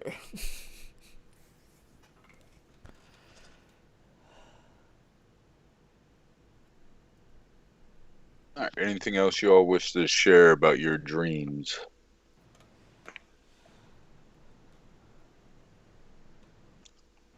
Or plan of action, lack thereof? I don't know. Did they even tell Chucky any of it? Probably not. Yeah, but I say I found a way home. I don't like how you said you found a way home. It's not a As good you way. probably guessed, those giant chains seal something away underneath these islands. Kind of figured that already. The 4 spires that we've seen or heard referenced about on these islands, each one has a crystal underneath. Each time we destroy a crystal, the god beast of water that prevents anyone from actually escaping the island, along with the storm that currently surrounds the island, weakens.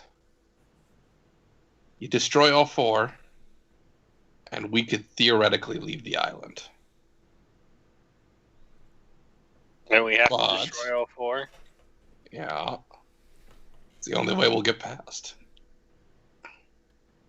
But destroying all 4 means the power that the entity that's sealed away beneath these chains, beneath these islands, is no longer sealed away.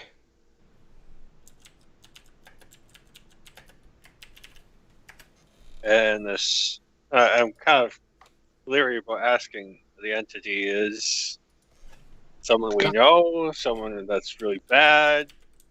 The god of chaos. Okay, that sounds bad. My grandfather. Somehow that makes it oddly worse. That oddly makes me say fuck you. Jackie just grins.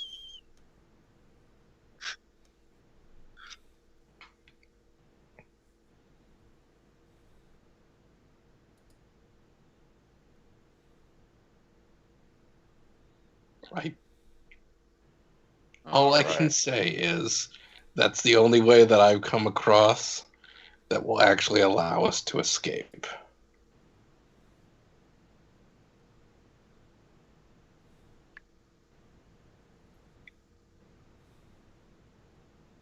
You have a better idea? By all means. Swim. Yeah, I'm sure that will work out great for us. Swim harder. A giant trebuchet. Technically, the I god beast is higher like this level plan. than us. I like this plan, the giant trebuchet. I think we should try it. Short people first. Let me gain some more strength. The fact that I said Eventually, I short won't- people I won't first take and that you're not yet. objecting to it, it kind of entertains me. Though I am kind of expecting a bug on a windshield kind of moment. Because what's a magical island that you can't fly away from without a shield? You know, he shoots himself, and you just see the god beast slowly rise up the water, out of the water, opening its mouth. Now, the other thing I got to point out here is you don't do so well in the water. Both you and Gavin.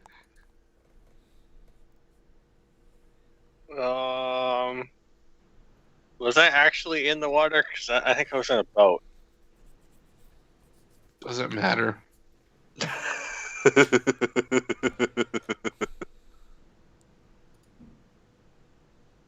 All right.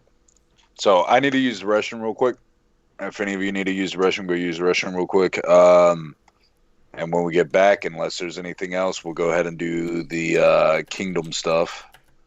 Are the settlers and everyone still freaking out? They're a little, when I say a little, I mean a lot unnerved, and, you know, you've all managed to save them.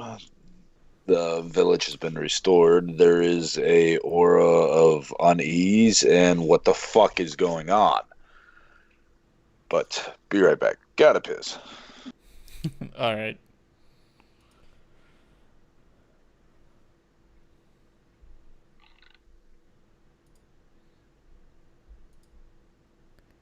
I will be right back too then.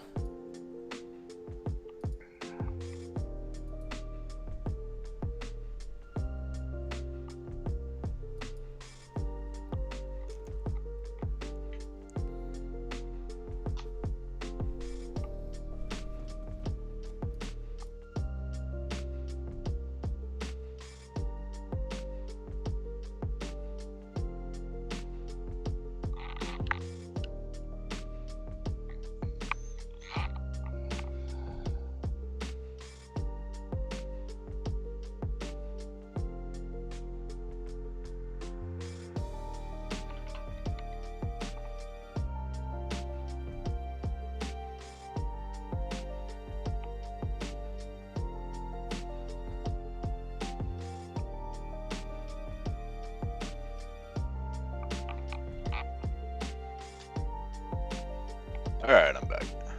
Well, I'm back. Charlie left to go and use the restroom. Okay, cool.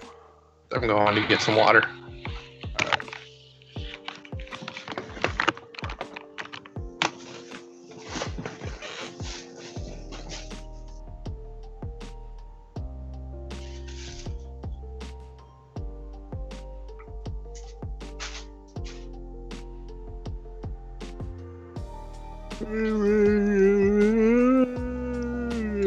Man.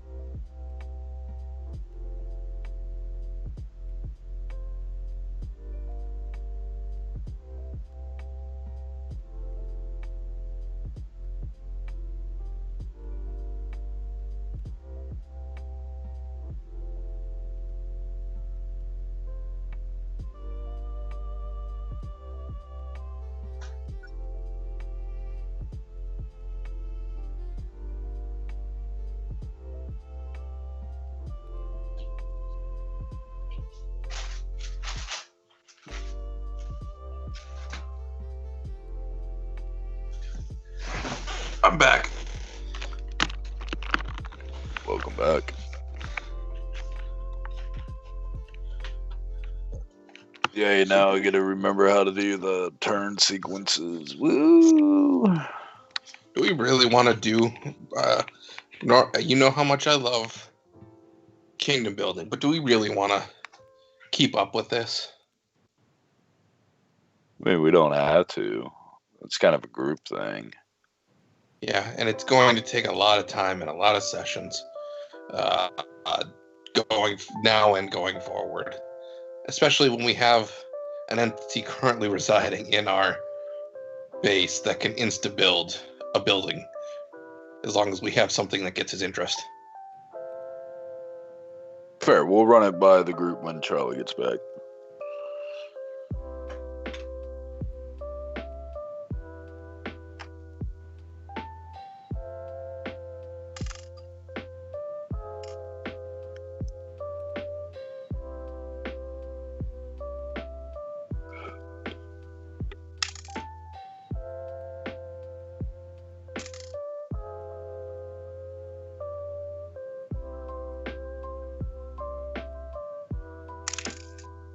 Oh.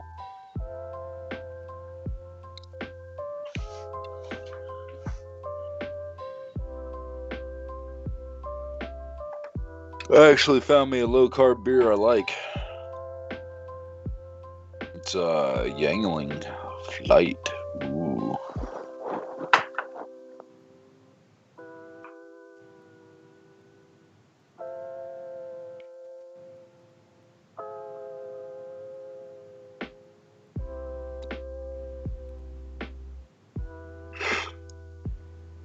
Oh fuck. Charlie better hurry up. I'm fucking tired.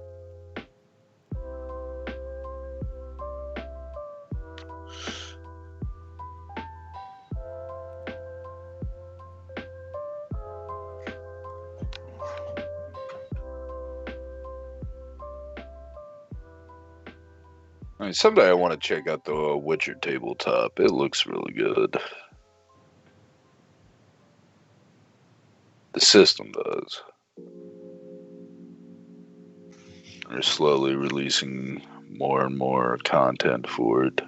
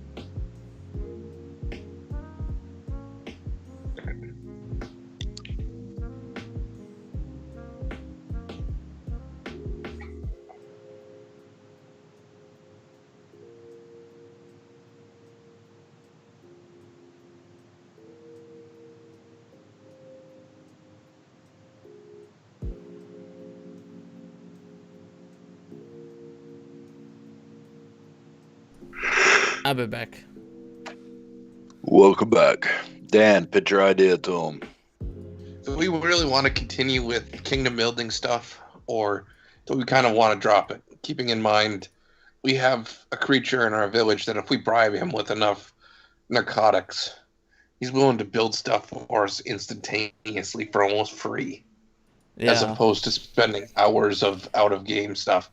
Don't get me wrong, I love building and building and all, but it seems like a lot of extra work for this particular game when there's a lot of stuff, and I mean a lot of stuff, for us to do already, and already on our plate.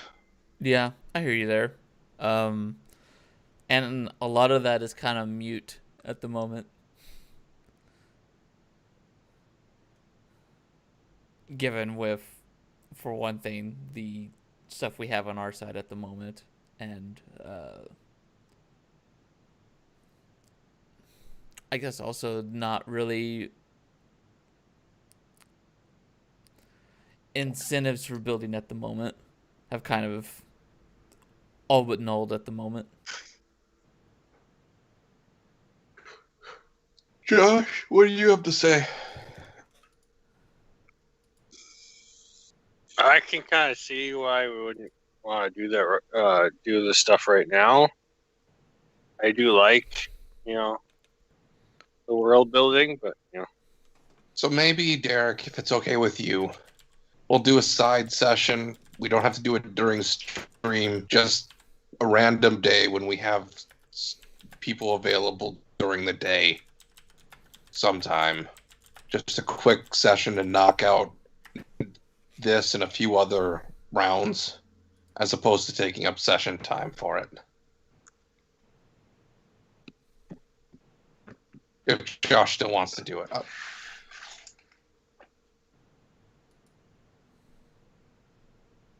I'm okay with whatever. I mean, I converted it over to second edition because it is a neat idea, but we got a few months and then the actual official rules for Pathfinder second edition will come out and it'll probably expedite things and whatnot. So, I mean, it's whatever y'all want to do. Okay, so executive decision then, because nobody wants to make a decision. We're gonna drop the kingdom building for the time being, at least. That's fine.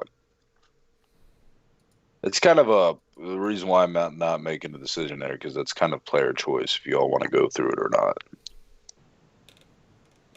I like building stuff, and I will probably be building buildings, but I don't think we need to spend 3 hours of game time. Yep. Each time we have one of these rounds come up. Yeah. I mean, it would probably come quicker once we familiarize ourselves with it. But again, in a few months, the official rules will be out for it with the updated version of Pathfinder Kingmaker for second edition. And that will have all the rules in it already updated, and it'll probably flow a lot smoother. Sweet, I get to collapse that entire folder of rules. Right? Go away, folder. Nobody likes you. Okay, with that, we will move on. All right. So, y'all have discussed your dreams, your aspirations, your goals in life, the funny feeling you get when you look at certain people. Now, what the hell would you all like to do?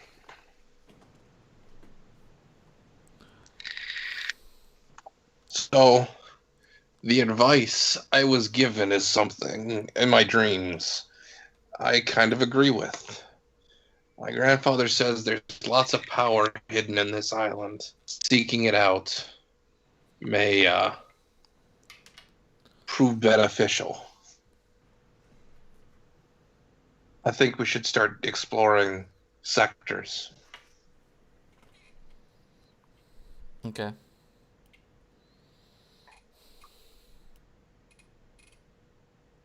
Do you still keep track of time, though, Josh? Because that is important for various things. I have been. I know. I was just reminding you, don't, because we're not doing the kingdom building, don't stop doing that because that's important. So, Josh, what do you have to say? Do you agree with the exploring? I agree with exploring. Last session we were talking about sending some people off to find the plague person. Were we doing that or not?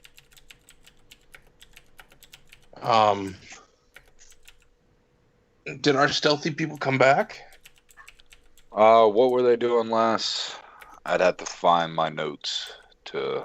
Oh, I don't know if we sent them or not. We were going to send the one Solin's rogue person and then Eve because they could use Eve to track him.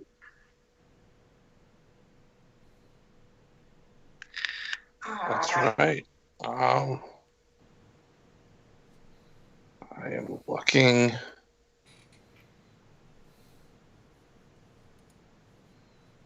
Her name is Kendra, and yeah, she was going to scout for Vorgoth's forces, but she would be called back now because that's not immediately necessary.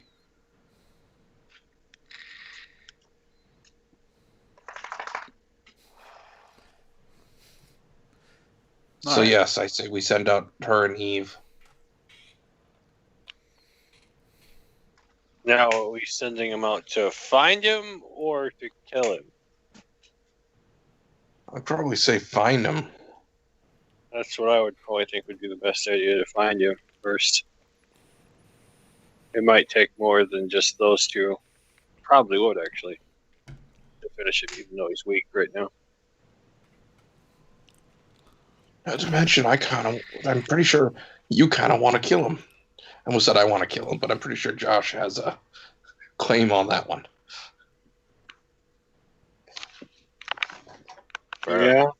Yeah. Okay, so they're off going towards that, Derek. All right. They will return in 2 weeks for So an update. me, Chucky, and Gavin. Who else do we bring in, if anybody,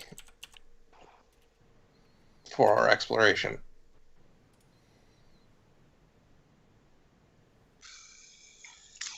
I don't know. I mean, I do have Zivit if you want to bring him, but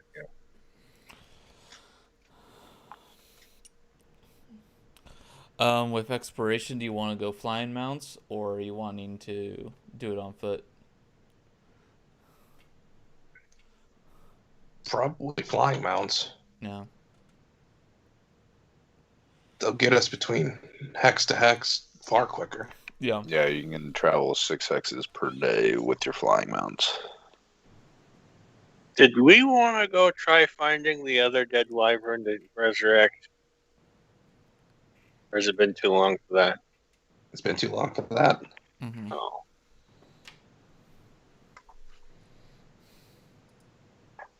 Okay, so Oh yeah, a couple things were. I forgot about this. I know this was a plan you wanted to do. Get Vorgoth's brother. Oh my God, why am I drawing a blank on his name?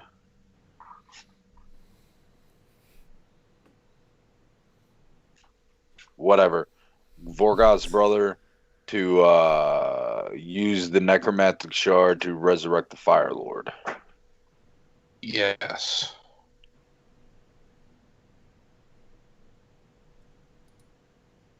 What tradition is he? He is primal. I hand him my shirt. Well, the name you were looking for was Sylar. According to my notes, anyways.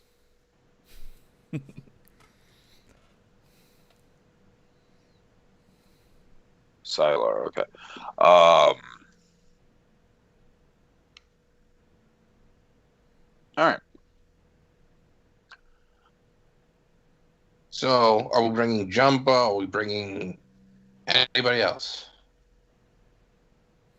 Logan wants to go. He hasn't been able to kill shit in a while. He's a Logan's sad off looking Annulian. for the last locations that he could think of to hide Annulians. He's still sad. He's not even in the village. He's still He's been gone sad. for like a week. So right now we just got the three of us. Yep. It does seem a little light. Gwendolyn's off doing female things. Female things or leader of the village things. Yeah, well, it's Yes. funnier way I phrased it. And then you have a little runs. Telra, the elf champion of Cord. You have Akala. You have Klaus. You had Darius. And Eva and Zivit. Eve's not here because she went. That's with, right. It's just So you have one stealthy person here, one mage cannon, and a fighter and a champion. Screw it. Let's bring Jumbo because he seems entertaining. And then do you want to bring Zivit? Oh yeah, we could really have a party now. You Sing bring the around guy our with the drugs, and I'll bring the music. Nice. You go up to Took, Jumba's faithful toad. And Took's eyes are looking, different directions. One of them rolls around and looks at you. And its mouth slowly opens and its tongue rolls out. And then Jumba standing there with a flourish bow. Oh, my friends! What a glorious day. What brings you to Jumba? I'm struggling to decide whether that's the most comfortable bed in existence or the most disturbing. It is truly comfortable. Does wonders for the back. Then why are you hunched over? I'm fat. You said it, not me. Can't be mad if I agree now.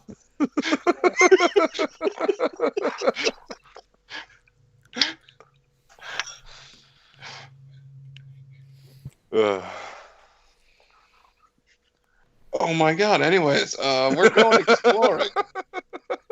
Would you care to join us? Of course. I've also have a new strain of what you gave me mixed with my Jumba fruit. Fuck. Oh, Care no. to try? No. No, I need to do something for a week. Like breathe. Then on our return, we will have a spiritual journey together. So is that what we're calling it now? The spiritual journey? Yes.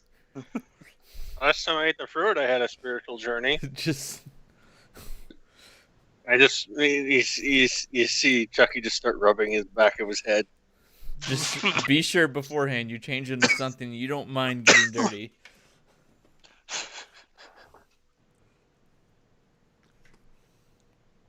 All right, so Jumba, he steps forth a little bit, and you see Took. He raises his tongue, and then he whirls it around. And Jumba steps off onto the top of Took's head and sits. And you see his wings, little bitty wings that defy physics of being able to fly, start to flutter, and then slowly, bounce back and forth in the air, and then it's hovering there.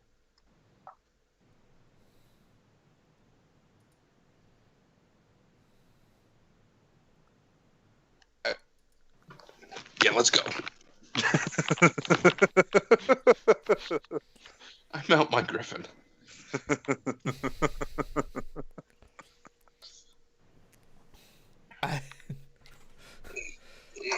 I guess I mount a wyvern. Technically, the one I had was dead, so I mount the frost drake.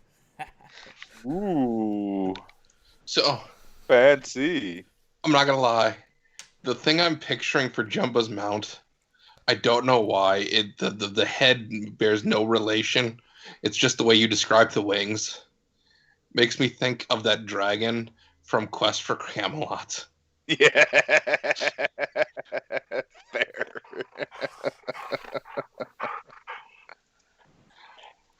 Fair. Anywho, so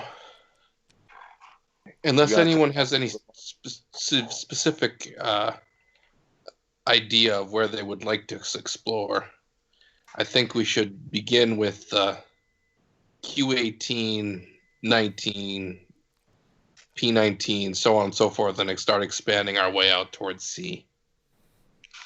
Sounds about right. Just kind of go row by row, get all the queues done, and No, I meant like going out towards where the C, where we landed. So towards Y19 / whatever so just keep number going. that one is. Yeah. All right. I suppose I could just use we a ruler. have That some would of be way those easier. explored already. Or semi-explored. No, we ran through them in order to get to Vorgoth, so it wasn't like we were exploring them.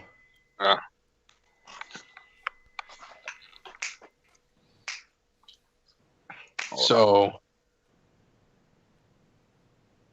it's 6 actions we get to do, Derek, with our flying mounts, Correct. and each hex is an action. Yes. 1, 2, and then exploring in Q19. Okay. Go ahead and give me a perception roll.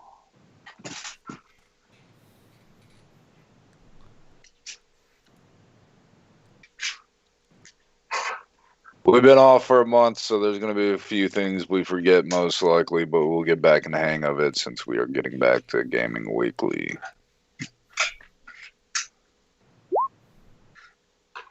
11. Does that stand against Yeah, I'll go ahead and spend my token point.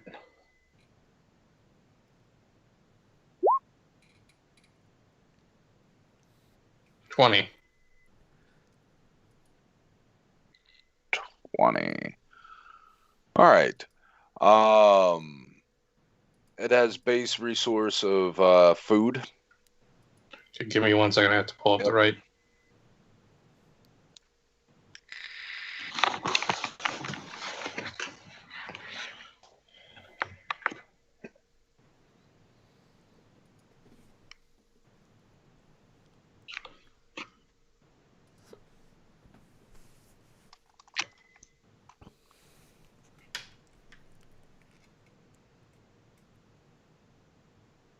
Okay, so And a rich gold vein.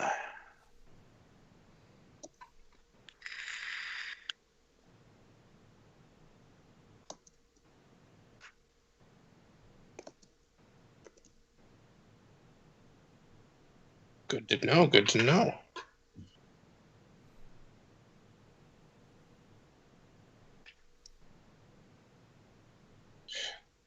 Isn't it exploration? Don't we do each one of us takes an action or something like that? And Yeah. so one person is exploring, one person is exploration doing something activities. else. Yeah, what exploration activities are people doing? Oh man, I have to look bad at exploration activities.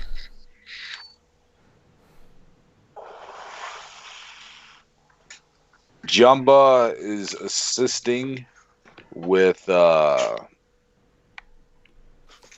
searching because of a special ability he has. You automatically get a +1. It's not really a special ability. He has insurance, so I'm not going to bother rolling. That's not in the core rule book, is it? It's in I got a handout for it, I think. No, I don't. That's right. I never did that. Yeah, it's in the you can do exploration or exploration activities in both pages, or both the core rulebook and the DM or GM guide. There's defend, hide,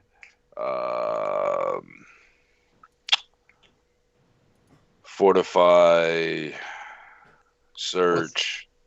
You know the page for the exploration for in the core book? Explorations in the GM, explorations in the core book. And no, I don't remember the page numbers. I'm barely awake. exploration. GM guide looks like it starts at 170.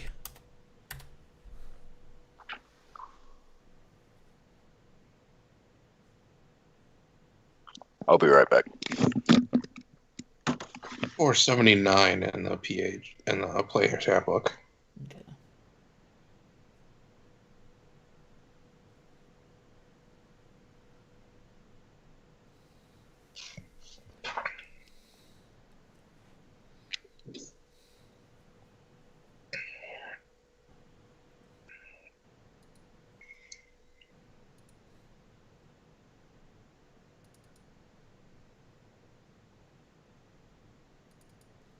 Is it page 70? 479. 479.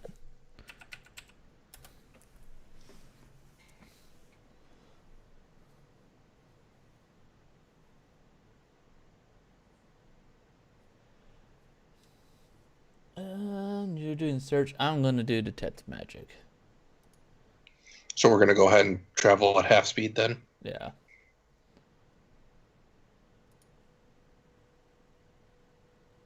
And Josh? I'm looking at them right at the moment.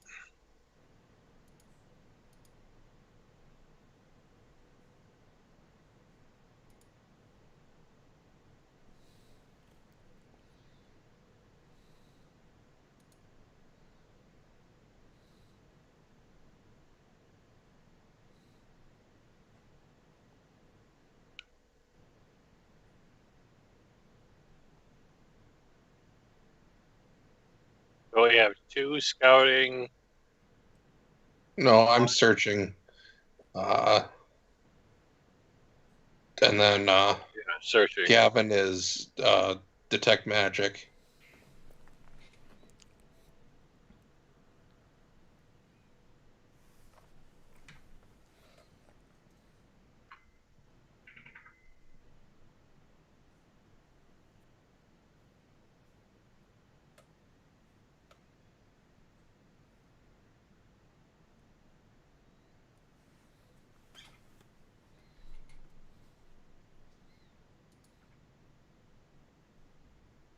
I think I will do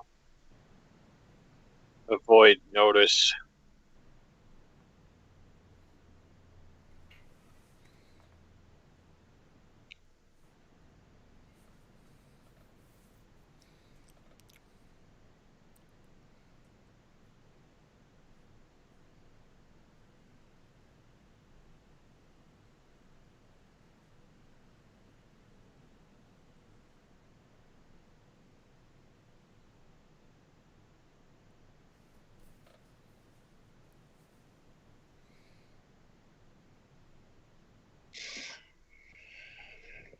Or have Zivit do it and assist Zivit.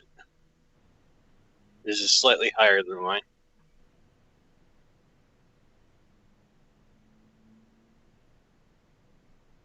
I'm back, sorry.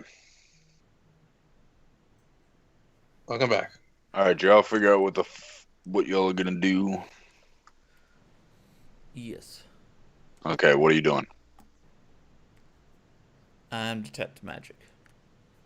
Okay. Me and Zivit are avoiding notice.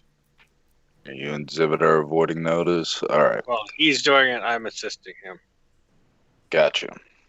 Go ahead and give me a stealth for you two.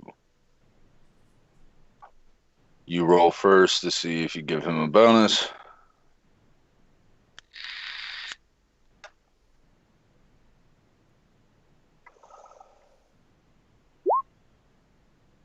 Okay. Roll for Zivit with a +1.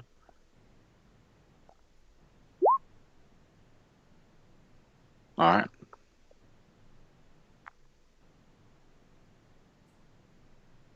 Go ahead. What do y'all do next?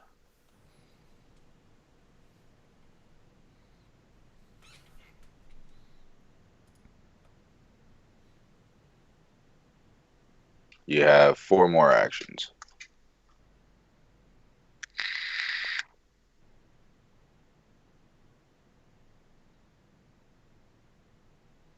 Hello? Hello? Yeah, Hello. Are we moving to another one, or do we still Well, need we to have do? that would be our third action point because we're moving at half speed because you're detecting magic and Yeah. Mhm. so Q19 is explored, Derek. Yep, I got it marked. That would be our next move. All right, give me a second.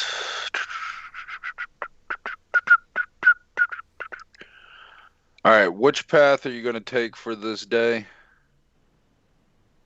It's going to take you 2 actions to do that one, and then you're going to go to S12 or S20, the one adjacent or southeast of that one. Yes. All right, I'm just going to go ahead and reveal.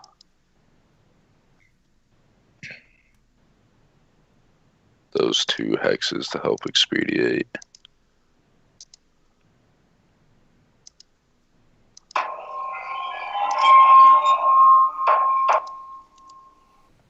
Okay. So we're going to explore R19. All right. You can give me a plus or perception check. Y'all just doing the same activities? Yeah, I'll keep the detect magic up. Okay. R19, loading it. All right. Perception check. 15, so 16. Does that stand? Doesn't assist give me +2? Like if he succeeds on Yeah, my rolling? bad. 17. And then it's an extra +1 for his class feature? No, it was a guaranteed success because of his insurance feed he has. That's why I'm Oh, not okay. rolling for him. So it's +2, so that's 17.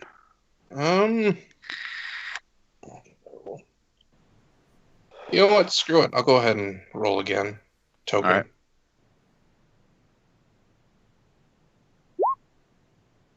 $17 it is. All right. Give me the stealth rolls for you two. And then Gideon, you do sense an aura of magic.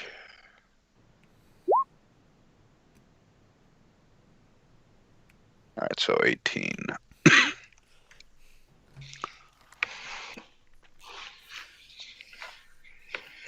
Solon, this has a +1 build point for ore production. Just standard, iron ore. That's all you perceive. It also has, this one has +1 to food production as well. Okay. And Gideon, as I said, you do detect a source of magic. Do I get a direction or? Yeah, as you're exploring, it's near the upper southeast corner, or actually the east corner of the hex, on the beach.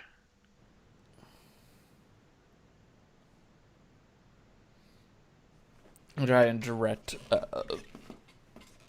Solon in that direction. See, what the magic signature is I'm getting. All right. As you descend and traverse into that direction, on the beach, you see large pools of something that resembles tar. And it is, as you get closer, that detect magic is just radiating.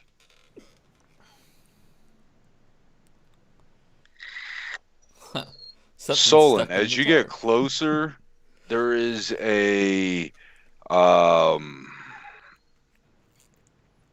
both a sense of familiarity and terror and beauty in the tar like substance.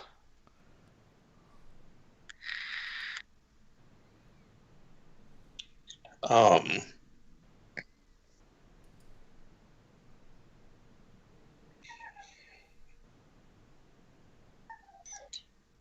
so, can I make a roll of some sort to try to identify what it is?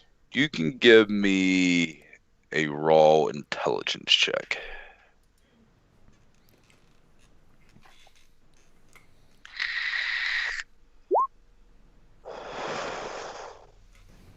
Does 15. it stand, or does anybody wish to spend a point or a token to let them re-roll? I'll let you re-roll, Dan.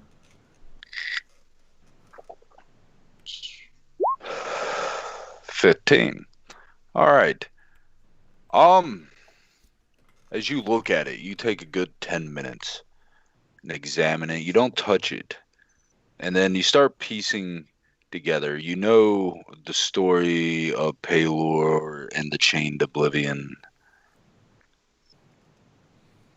This is Thrasidun's blood.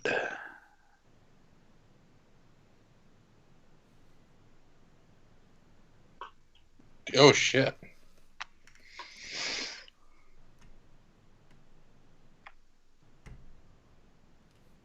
Very magical. I was like, I look at when it says oh shit, I'm like, oh shit, bad getaway, or oh shit, we hit the jackpot. Yes. This is a drop of my grandfather's blood.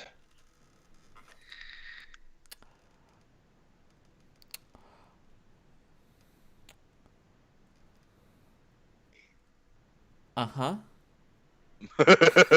Is the entire lake this? No, tar-like this is substance? on the beach. So each of these pools, the beach is relatively I'm gonna large. move It's about to the beach is about a mile and a half before the grass and whatnot, and the sparse trees, um, palm trees and whatnot. On the beach, there's these large pools. There's three of them all together. And one's about half the size of a football field. One is as long as a football field, while the other is probably 75 to 80 feet in diameter.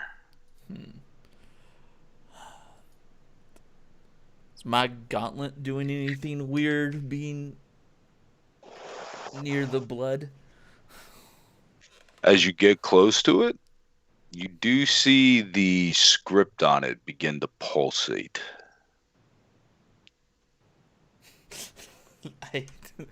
I show Solon, I take a step closer, it pulses, I take a step back. stick your right arm in. Stick the right arm out. And shake it all about. Um,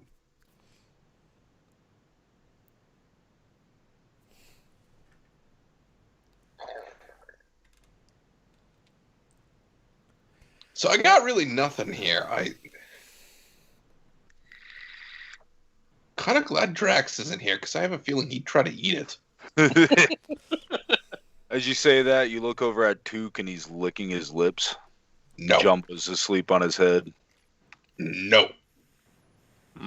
You see one eye look down while the other one looks behind him. I mean, So- I'm halfway interested on why the gauntlet's glowing next to it. other than it just being your grandfather's blood. What do we do with this? I would have loved to collect it, so it's not, readily available for others to make use of. I just don't have a way to store it.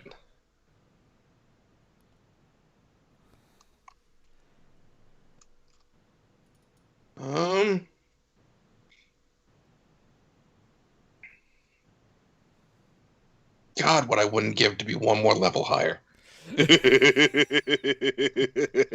Uh-huh. So many fucking blessing things come into play then. Solon, sorry, and your the half sphere you wear around your neck and as a necklace also radiates near the blood.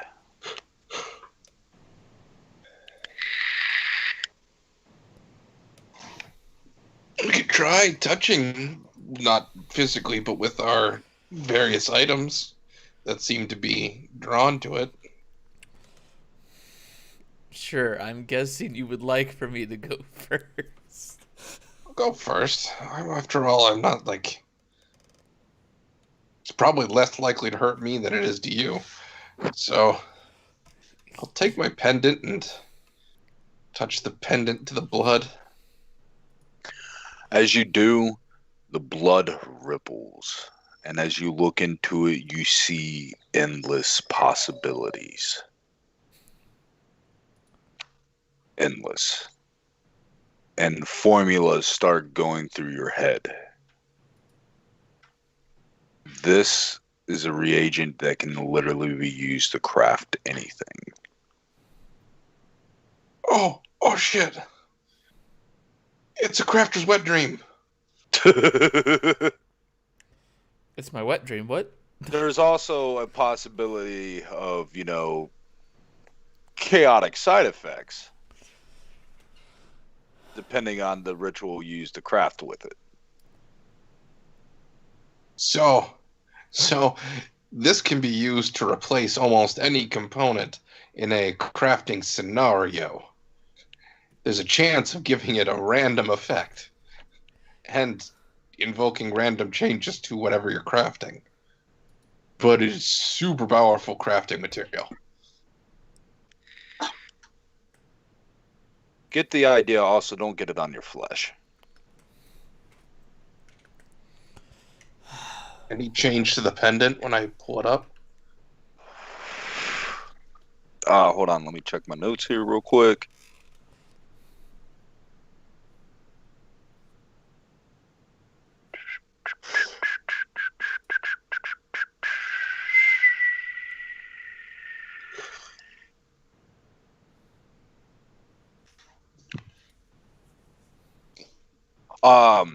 Once per day, or at your daily preparations, when you re-get your spell slots back, go through your daily preparation of class features and whatnot, you can choose a damage type. You gain 10 resistance against that damage type until your next daily preparation. Once per day for 1 minute, you can gain fast healing 10.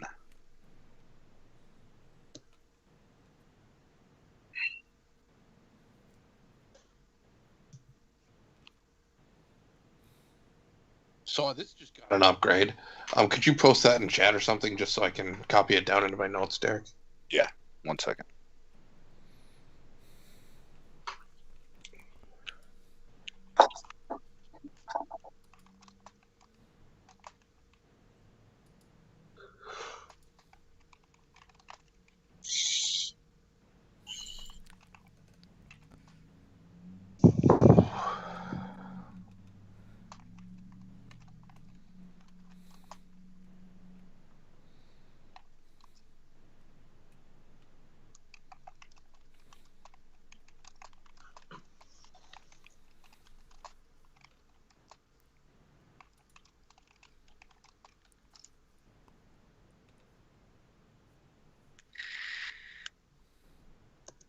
Do anybody do anything else? Well, I guess I'm about to go elbow deep, but I mean, You kinky little minx. If I remember right, you said that this whole gauntlet thing was fully enclosed. Yep. All right.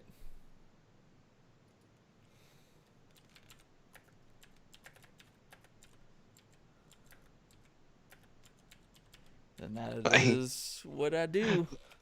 I look at Chucky. You gonna try to get on any of this? And if what into it, I don't have anything that really is reacting to it. Yeah, but you could try dipping another item into it and see if effect occurs.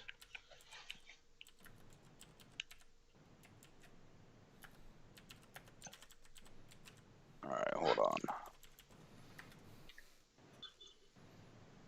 Or you could try to go for a swim. Charlie, go ahead and give roll a 1d100 for me.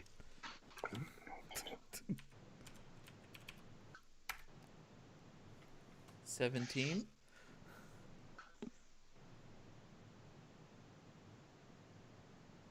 Nice.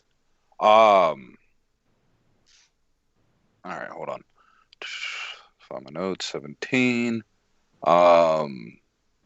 Once per day. This has two effects: one for exploration, and then one for personal use. The exploration, once per day, gain exact knowledge of a hex. Holy shit. And then the secondary effect, once per day for 1 minute, all attacks, melee, any kind of damaging spell, attack, whatnot, deals an additional 2d6 damage of your choice each time it deals damage. Shit. Yeah. Thank you, Dice. Holy shit. Make sure you learn to cast Magic Missile. Because Magic Missile just became OP for you. Oh, shit.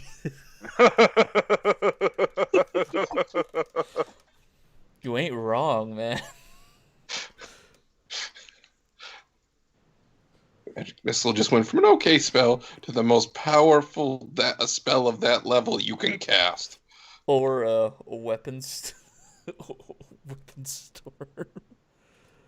Oh yeah, sorry, Dan. Go ahead and roll a 1d100 as well. All right. Zeta, could you copy paste that for me so I could put that?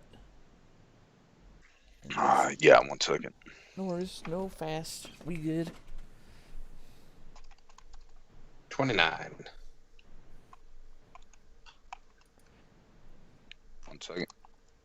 I'm not gonna lie, I actually like the exploration part of that even better. That is nice.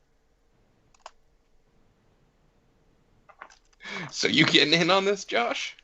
Well, you see Chucky, he has his sword out. He's just debating about dipping it in. Oh, so tempting. At the same time, I warn you that this is a pool of absolute chaos.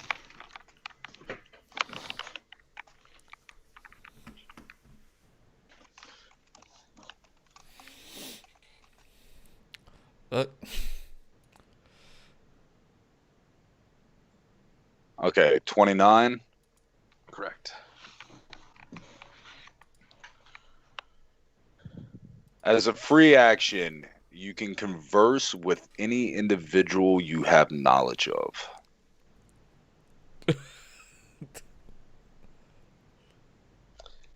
Does it list a range? Nope. Shit!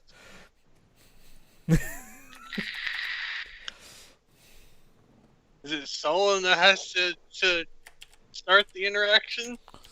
Yes. As far as he knows. If somebody wants to try to resist it, it goes against your spell DC. So in my description, I put as a free action super telepathy. It has to be somebody you do like have knowledge of. It's not like, oh hey, that's Tom over there. You have to know them. Yeah. Hey Zedek, how are you spelling Solon's grandfather's Oh god. Well, there's Thrasadune, and then there's Matt Mercer's Chained Oblivion. I go between the two. Chained Oblivion's so much easier to spell, but more wordage. We'll go with that. By the way, I've gotten the okay for my birthday to get a book from The Rook and the Raven. Ooh. So I'm getting together kind of note-wise what I want in a book and everything and getting that done. Nice. It was either between that or I was going to get the whole Funko Pop set of Critical Role. So. I need to get caught up on Critical Role. I haven't watched it since episode 115 of Campaign 2. I haven't watched way the one behind. either. Well, they went on a hiatus, and then I got busy, and I was like, I'm going to wait for more episodes so I can just binge it.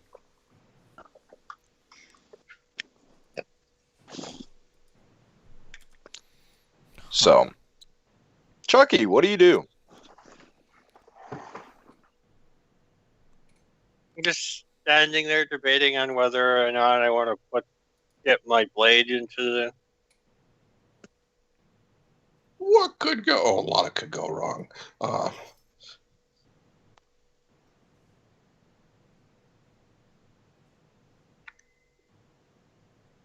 question is the Toad Man doing anything? He's asleep on top of Took's head. Took is contemplating licking it. Jumba! No, yeah. Took's gonna eat something weird and die, most likely. That's good. This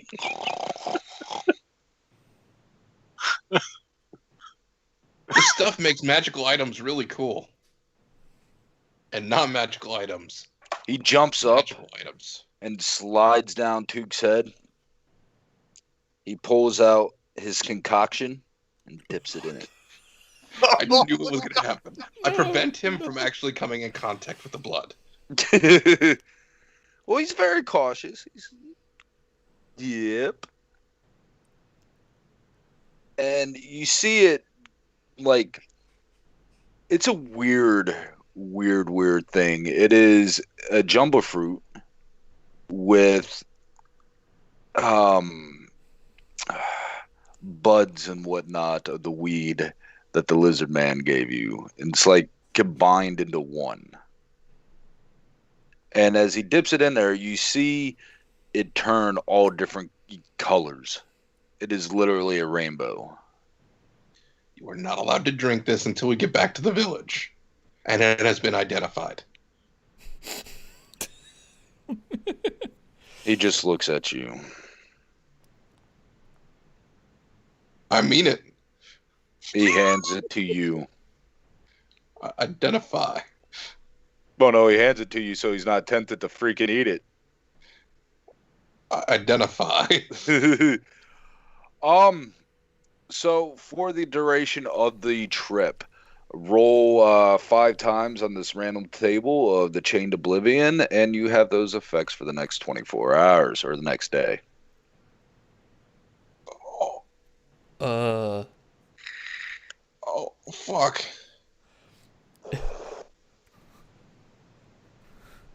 I slip it into my bag of holding. It's like the deck of many things, but oh my god, no. I tell him what it does. You just Friends don't steal other friends' vials. You just see his eyes get super big, and he looks like a kid in a toy store. And he goes to, grasp it back from you. I'll let him have it. He just puts it in his little satch. For late. Fuck. I told you, a spiritual trip. That's like a special occasion kind of trip.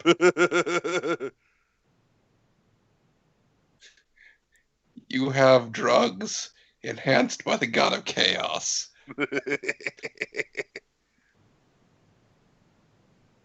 So, Josh, final question before we head on. I feel like this is going to cost me more than I'm going to gain out of anything here. But yeah, I'll dip the blade in, I guess. All right. Careful Roll not to touch the. 100.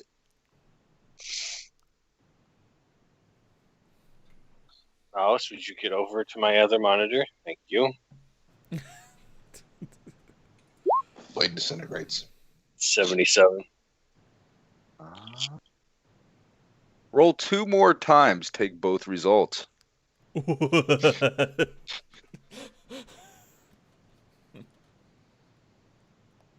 right.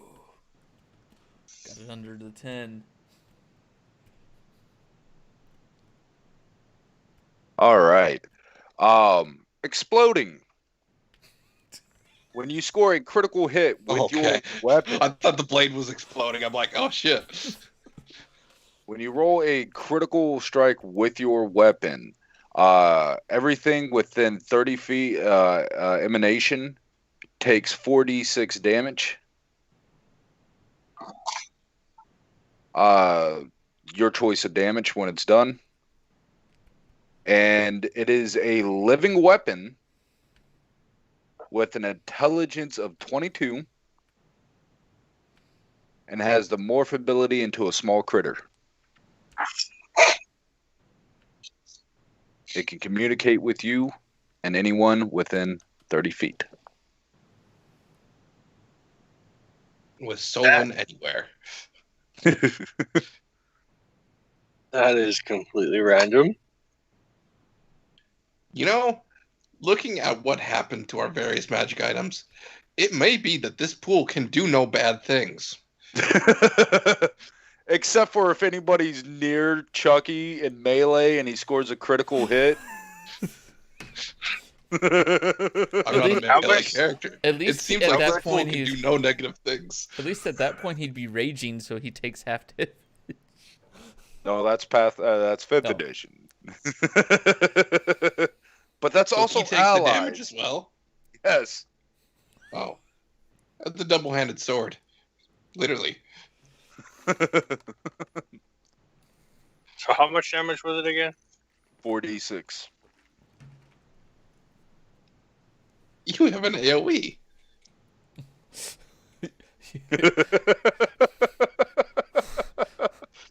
You have a free fireball on your location. That hits everything. You need fire resistance.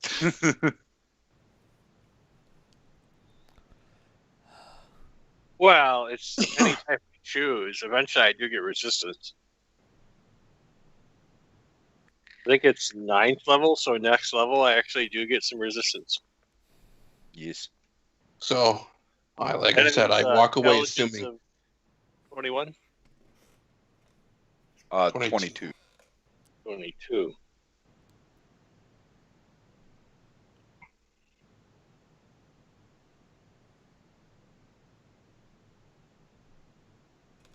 As you're holding the blade, it turns into a serpent and wraps around your arm.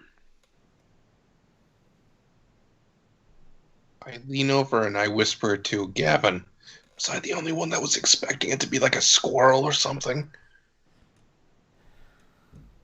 I mean, remember, it's chaos. You were expecting something. That's true. Its head looks up to you. How does it feel to be the dumbest member of this party?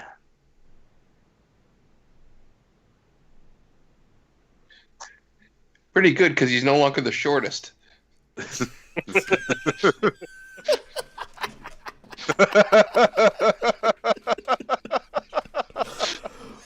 Oh man, that was good. I wasn't ready for that one.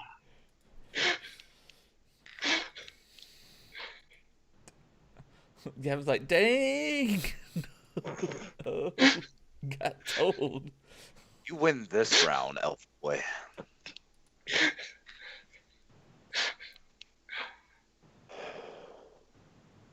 Interesting. I got a blade that insults me now. I do far more than that, Cupcake. Yeah, it misses too.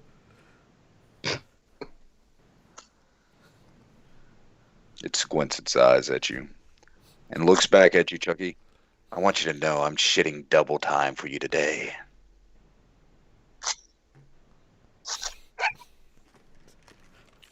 I raise a finger and I say, "You're small and don't have that much health, correct?"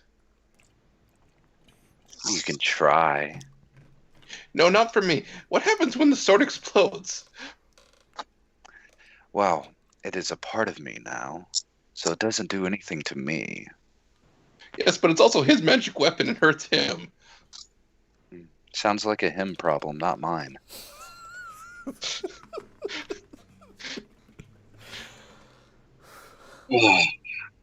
Somehow I feel like this thing's gonna get a lava bath. Mm. I feel like this pool can do no wrong. I mean, it hasn't yet. Why don't you go This take is a like- swim then?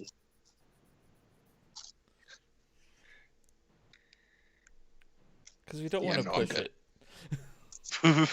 it. I like being a ladrin. I don't want to change into a goblin. There's nothing worse I could possibly imagine than turning into a goblin. A cold hole. That's fair. Fair. Thanks for expanding my imagination there. Though Jump a G-string. I'm guessing in the Nets hex is where I'm gonna test my gauntlet. Why not? Or you could start checking a square we weren't going to next. Yeah. So, one of the ones surrounding us. Let's see what exactly I get when it says exact knowledge.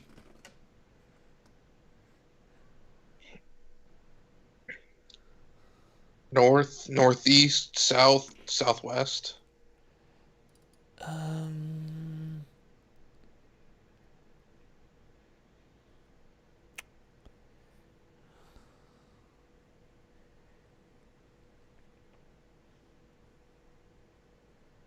You want to just continue southwest towards the ocean? Yes. Southwest is down and to the left, so behind us. Oh, yeah.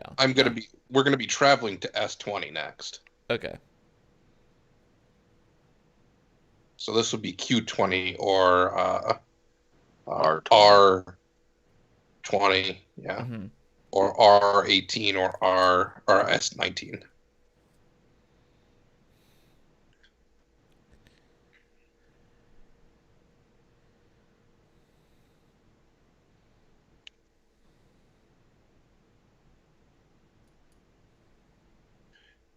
Derek, while he's thinking about that, can I have you read something?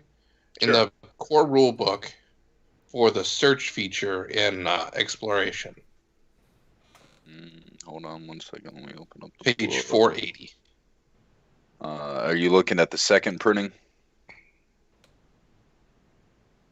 I assume so. It should have second printing in the title of the PDF I sent. Then no, I don't. Did I send it to you all? I'll just send it just in case will tell you if it did send or not. Because it'll be like, do you want to download this again? But you said 480? Yes. The search action. It doesn't actually say I have to make a check when I'm searching hacks. No, You just unless there's spending an action. something to be discovered. If you finish reading it, if it's general knowledge, like anybody could find by searching, you don't have to roll anything. If there's secret stuff like hidden chamber, treasure, stuff like that, that's when a GM That's when you. will. Okay, Yeah. got it. So I'll use the gauntlet power in the next hex We go in. I won't use it on this one. So S20. Yeah. Okay, no, okay. You're misunderstanding. If you use it on a hex we're not going to explore, we can get a complete list of what's in that hex, and then we can actually explore another hex. So we could be exploring Only, 2 hexes. yeah, yeah. Okay. Now I get where you were going with there.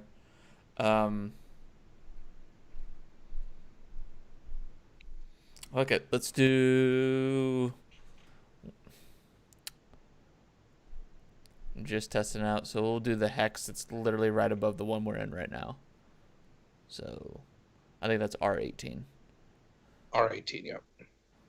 All right. You don't need to move your marker. I'll clear that and show it as complete once I look at the list of what's there. Absolutely nothing other than standard food production.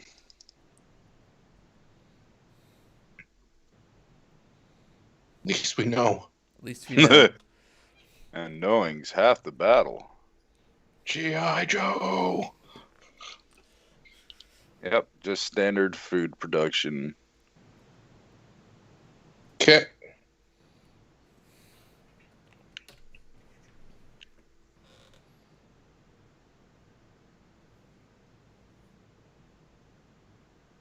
All right, and then you're moving to S.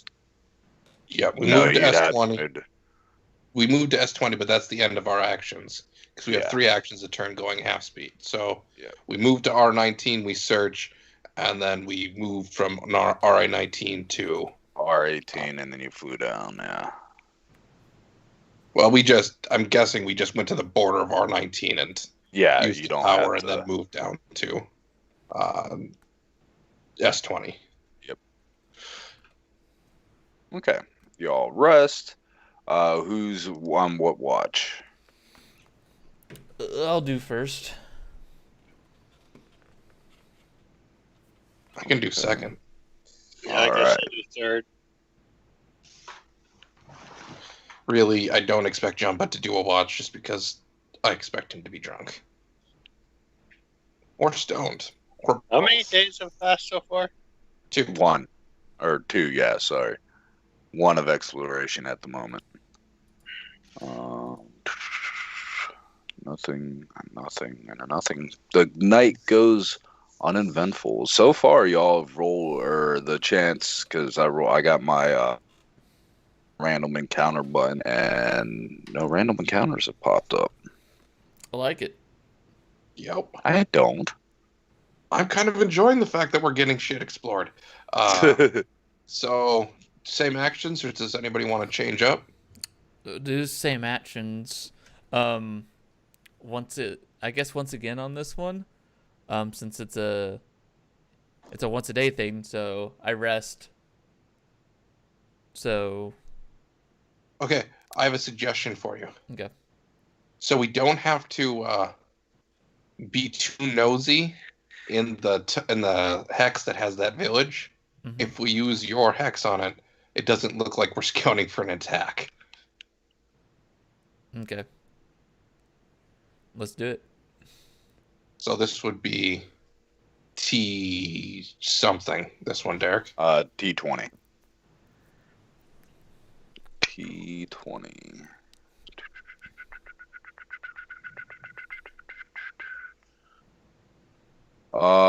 It is actually city level settlement. Has a population of 873.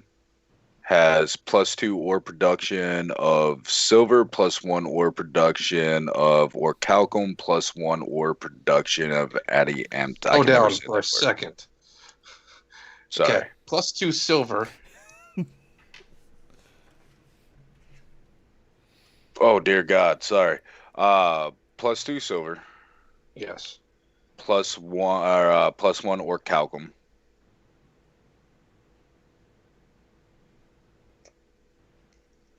And then +1 adiantine. I can never say that word. +1 adamantium. Adiantium, whatever. Yeah. Some words I can't say, people. Sorry. It has +3 food production.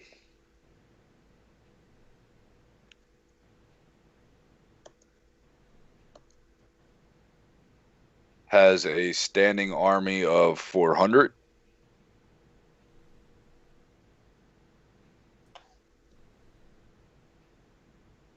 It has a variety of mounts. And a bunch of trade goods. Alrighty. Well, shit. Also, Okay. those were the ones that were willing to go slow on getting to Vorgoth. They weren't willing to betray them, but they weren't willing to. They're willing to take their sweet ass time to get to the battle. Right. Okay. And then I will explore S20. Okay. Give me a And then- perception check. You all give me a stealth check. You detect nothing on your magic. Okay. So a total of 19. There is +2 ore production of iron, standard food, and standard wood.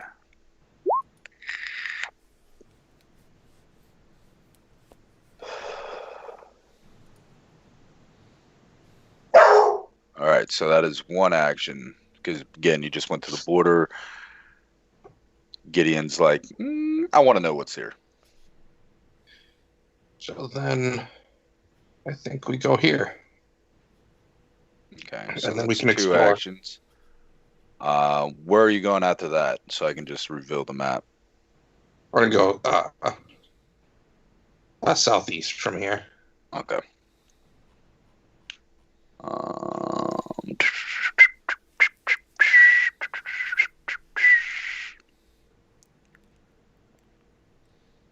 Should ask, does anybody have a better than a +7 perception?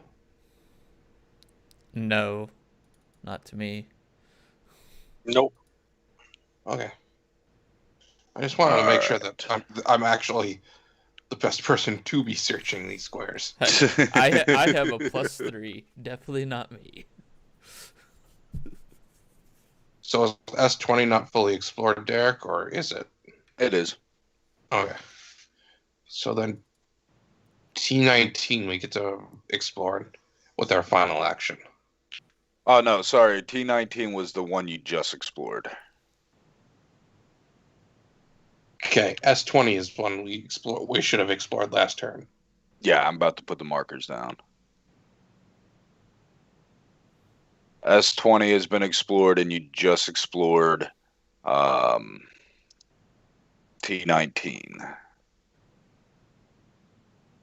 I'm not really going to charge you all in action for Gideon being like, let me know your knowledge. Kind of just fly Right, by. but he used okay, I'm confused. He used his know the action on the village. Yep. We searched S20. We haven't That's done 2 anything actions. with T19 yet. Yeah. That's 2 actions. 2 actions for T19. 1 action to partially fly through T20 to get to U20, and then the search action. No, we That would be haven't searched T19. That's what I'm saying. No, T19 was the one you just searched because you said you were going southeast. So U20 is the one you're about to search. We haven't done anything with T19 yet. Yeah, Wasn't that the one that just gave you the silver and all that? No, that would have No, been that the was village. S20. Yeah. No, the the plus. silver. Yeah. S20 was the silver and the food wood. Gotcha. All right, and now, my bad. Again, I'm tired. I've been up well over 24 hours at this point. Go ahead and give me a perception check. Actually, let me make sure. There's nothing. No, you don't actually need to roll. There is standard wood production, standard food production, and standard ore production.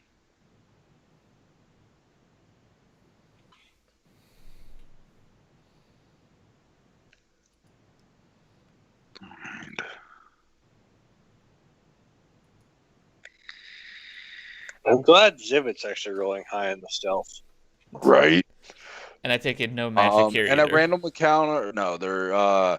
I'll say yes because the random encounter that I just rolled. As you all are exploring the area and you get near the river, you see a beautiful nude blue skin woman. You can't really tell its ancestry emerge from the water, looking up at you all.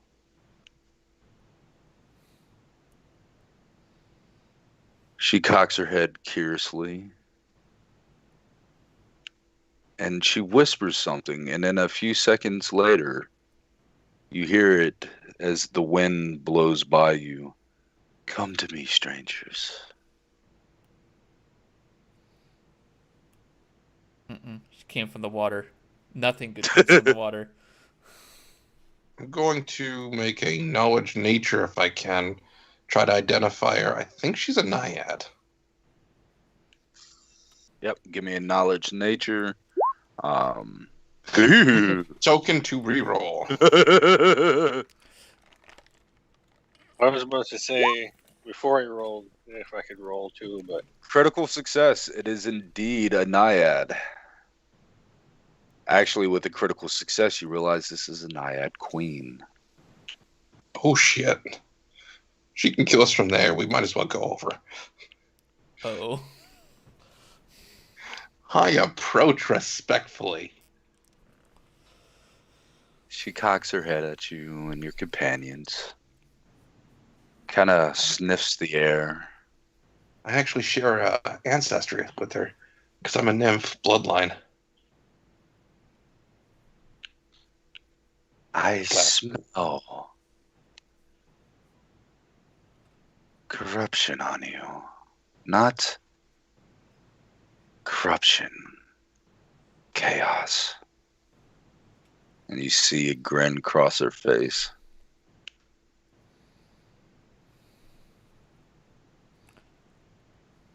You, she points to you, Solon. You had the same essence as the one trapped.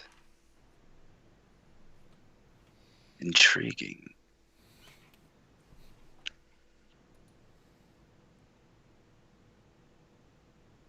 She looks at all of you, and you see when she blinks, her iris goes, instead of like your traditional iris, like the human eye, it goes to a sliver. And then she blinks again, and her eyes are solid black.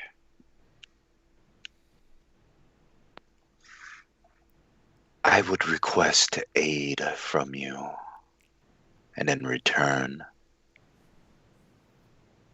I will answer a single question for you.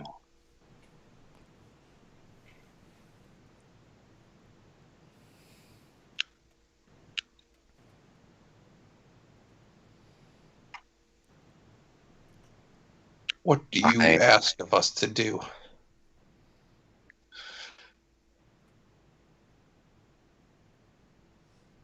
The sea devils are running rampant. They are killing others of my kind, as well as the merfolk and other innocent sentients of the water, dragging those from land to their lairs, performing cannibalism along with dark rituals to some forgotten god they worship.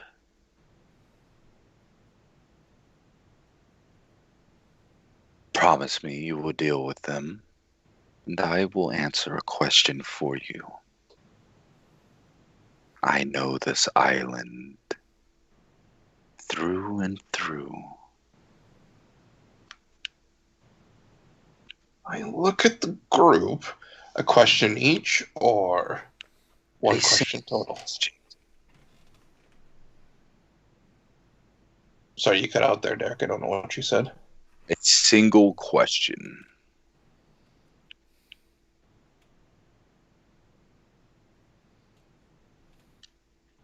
Okay, huddle up time. I go back to my companions. I know we're already going to accept the quest because Charlie hates sea devils with a blinding passion. Yeah, but I had to go into the water then. Now we're more powerful. We can do the magical thing that's called hold your breath. Yes, but they're also potentially lower level to him, which is deadly.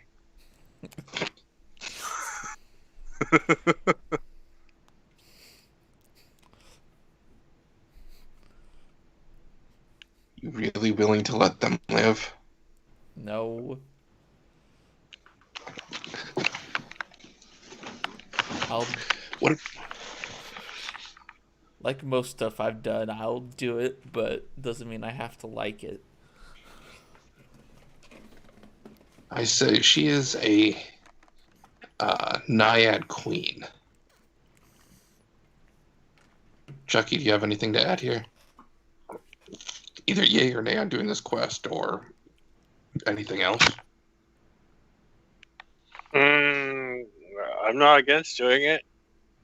Although I did just realize that when I critical hit, I heal half the damage dealt. So This is an incredibly painful sword for you, both psychologically and physically. You just see the serpent grin. I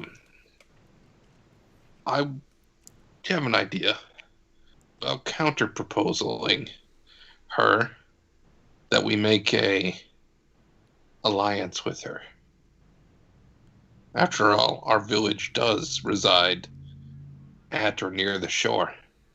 Yeah. It might be worthwhile to make friends with the denizens of the water.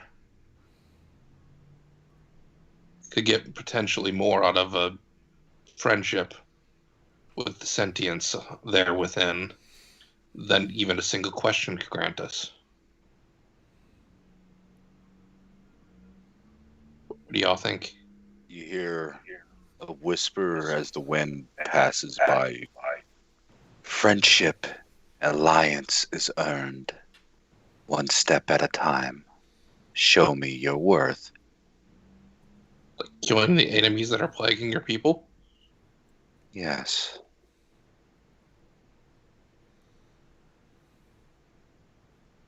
I am powerful, but there are many. And far reaching across this island. Oh, so we have to kill them all, like, as a species. She means? Yep. Oh, fuck. And I revealed their camp locations. I'm still voting we take the quest. Yeah, I'm totally with you on that. to kill off an entire species.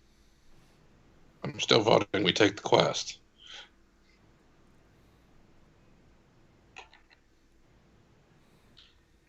Not sure about killing off an entire species.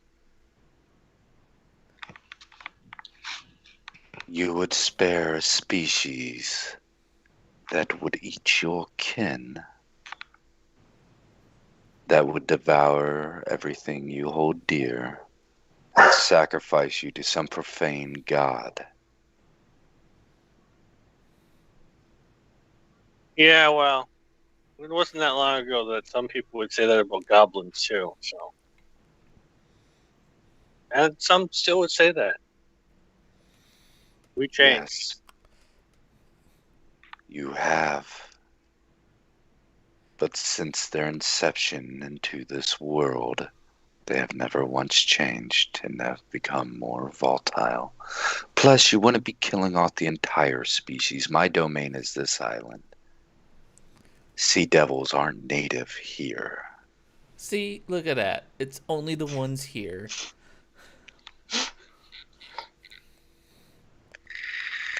I mean, if you want to go on a crusade to kill the entire species, have at it. But I only care about my domain.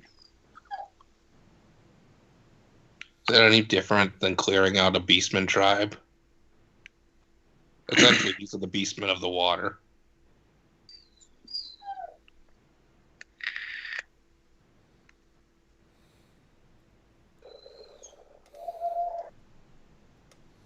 I guess I'll leave it up to you guys whether we do this or not.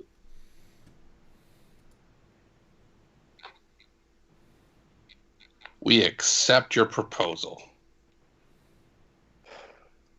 She whispers into the wind, and their encampments are revealed to you.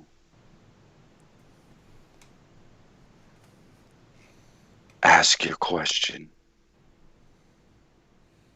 We're getting paid up front. Well, if you break your word, I will kill you. Point taken.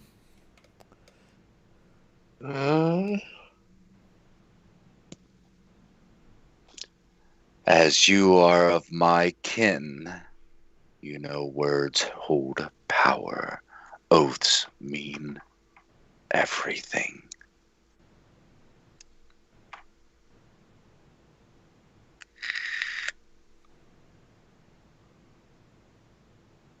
Think for a moment.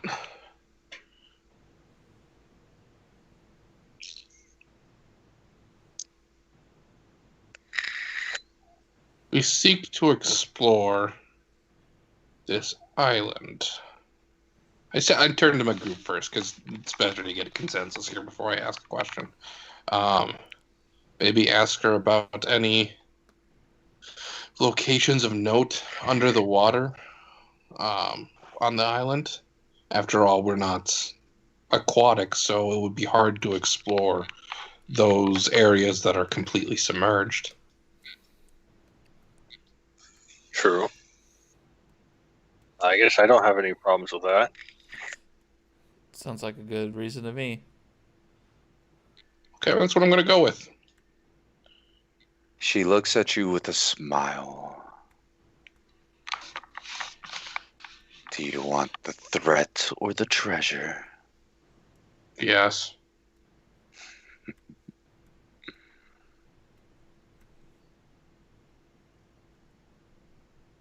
Hold on 1 second.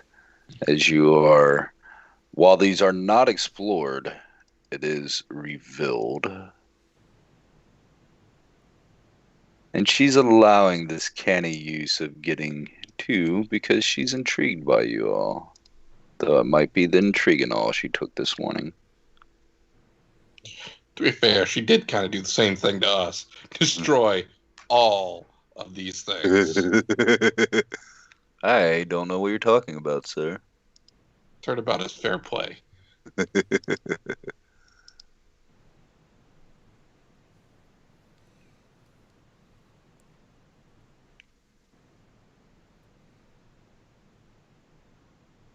Oh god, this is gonna take a minute. But knowledge earned.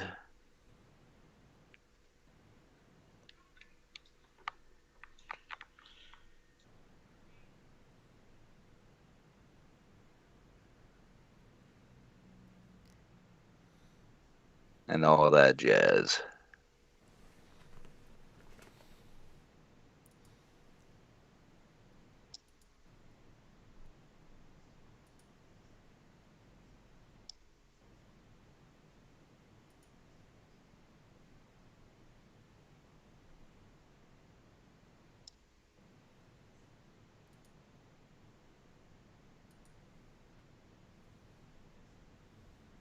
God, this is a big territory.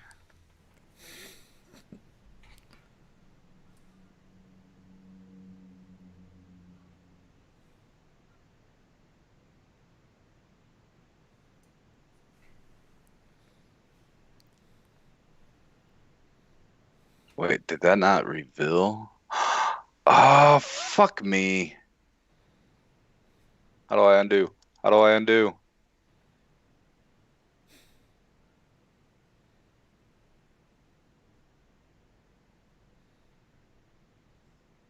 Oh, you're shitting me.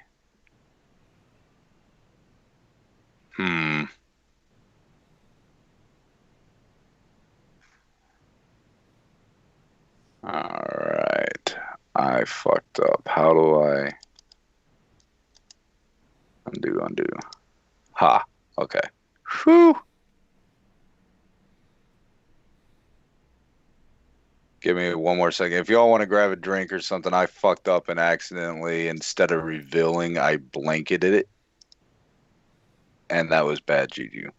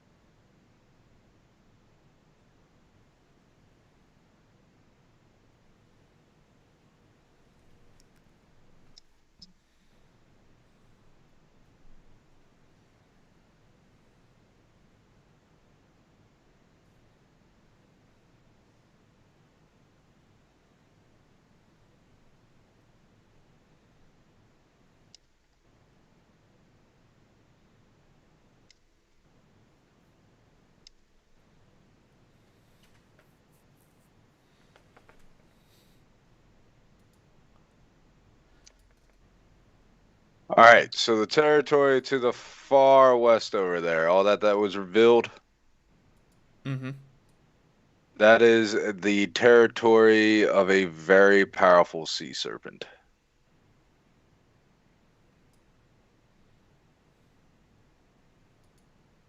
It is a high-level threat, and avoid it, if at all possible. That whole area right there revealed is its hunting ground.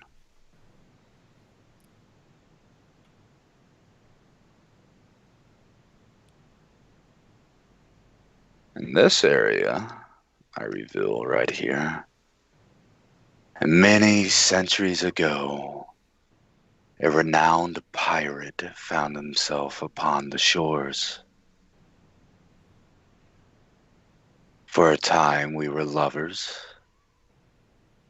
and I helped him hide his loot, as you would say. Treasures unbound from the greatest pirate in history.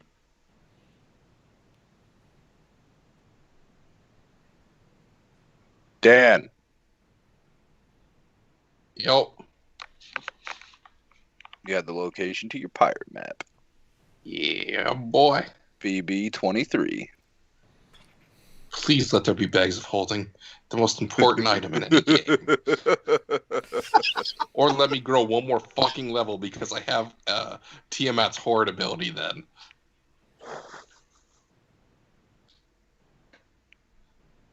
All right. She smiles at you, walks from the water onto the land, and gives each of you a deep kiss.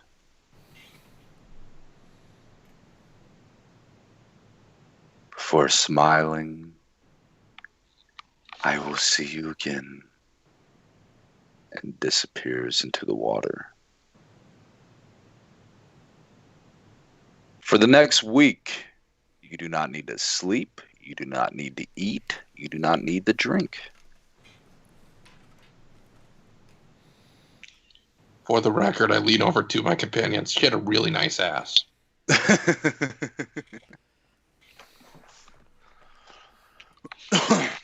Just nod. The one time I envied your height. Anyways.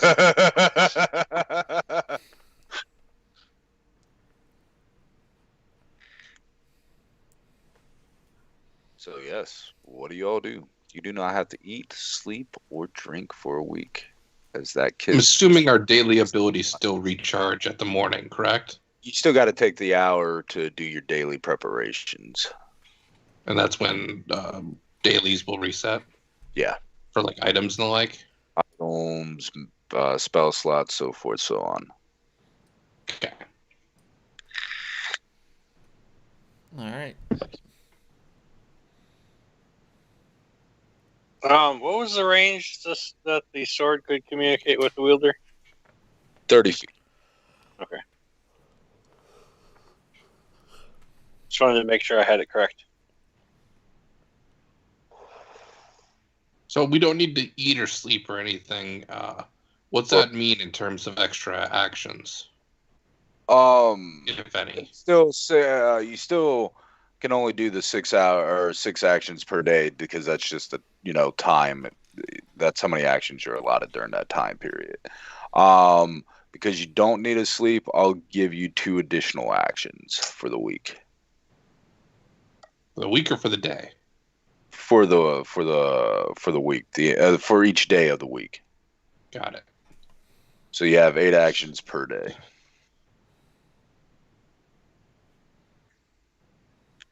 So we have 2 more actions left. Yeah, she even kissed Jumba and Took. What did Jumba say about all this? He looks at you as she walks away. I've had better.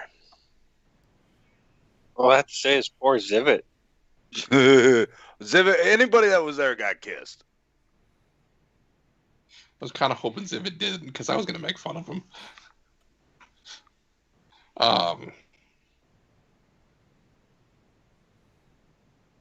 So I suggest we go up just for... Zivit does find a waterlogged parchment in his pocket. And it says, an old common, compose a song for me and I will reward you personally.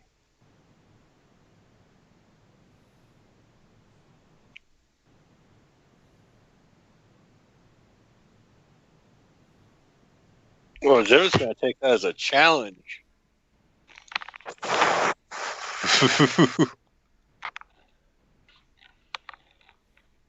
Like we're all going to get annoyed now.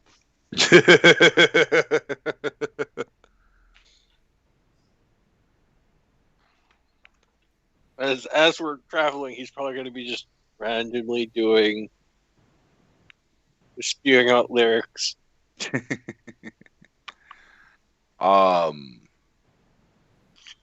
So we'll get together and actually do the rolls for this. So this would be a craft challenge for him, though you're not using the craft skill. It's basically the income table. This is going to be a level 15 job.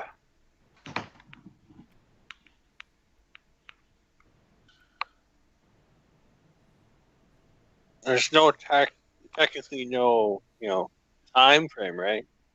Nope. You can attempt jobs higher level than you if given to you. But it does mean it's a higher DC and whatnot. Well, we have 2 actions, so 1 to move and 1 to search. U20. U20. What do you got for me, U20?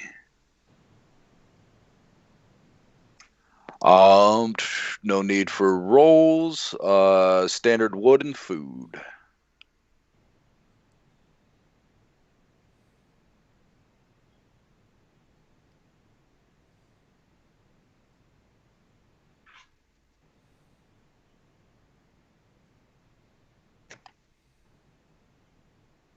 All right, you still technically have 2 actions because it's 2 action per hex because you're moving at half speed. So S20, T19, and U20, that's 6 actions, and you get 2 more because you don't have to sleep.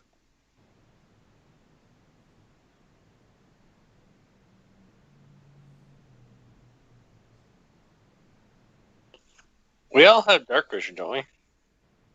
No, we're done for a day, Derek, because we slept in the S20, and then we got up and searched it, and then we moved to T19 because we can fly, so it's not considered difficult terrain for us. Yep. So, yeah, searched S20, moved to T19, searched T19, moved to U20, and then searched U20. That's 5. That should be that's the number of actions we have. No, Moving you at get half speed. 6 because because of half speed. Because of detect magic and then the stealth rolls. Yeah, you are correct. You take the everybody's on watch.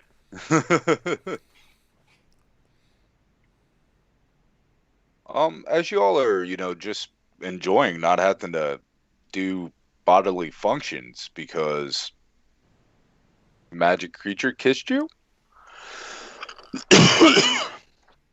As you all are awake and going about your thing, just talking, BSing,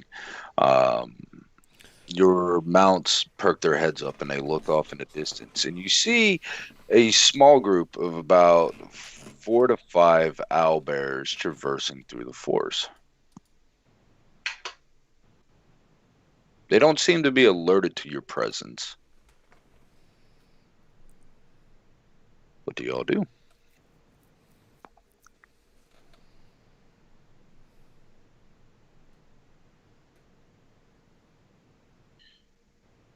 Be very, very quiet. Everybody, Are you hunting rabbits? I make a roll. Can I make a roll to determine how strong an owlbear is? sure. Give me a nature check.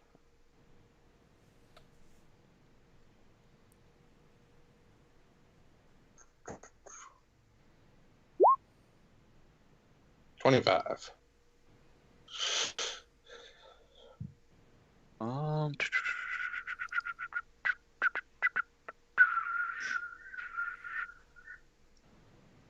on, let me find them real quick. These owlbears are level 4.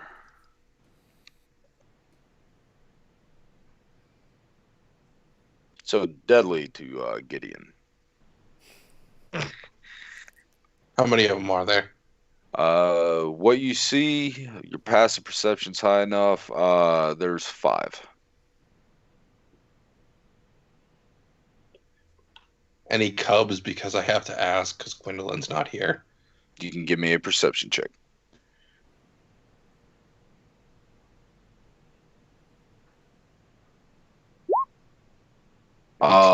You do see one of the owlbears that's hanging back that has 3 cubs.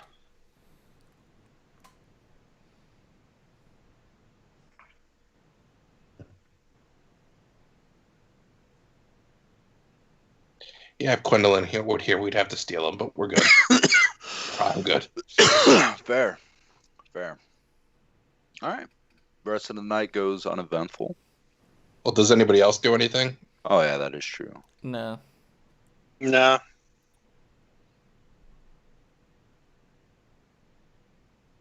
Okay. We can let something go and not have to kill it. Miracles never cease. All right. You go through your daily preparations, token recharge, items recharge, spell slots restored, so forth, so on.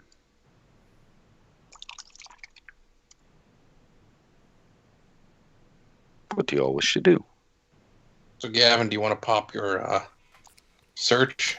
Yep. And what check? Eeny, meeny, miny, mo.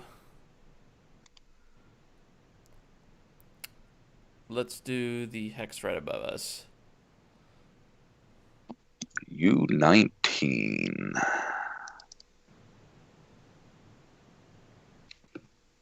+2 food.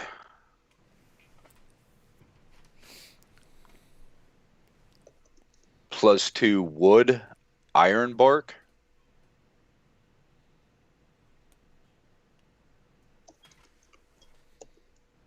And more chained oblivion blood.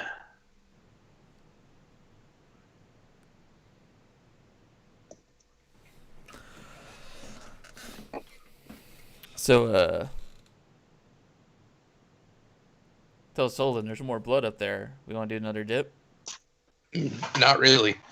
Alright. There's only so much corruption I think I want to bear.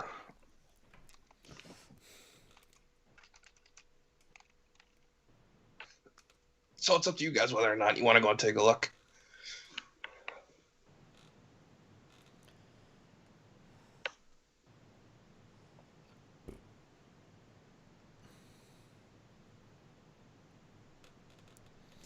Nah, I'll be fine without it. I'm good. I already got a snake that likes to, insult me. Do something useful and I won't.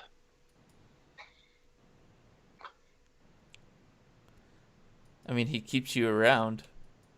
Even after. He can let me go and I'll find a more deserving master.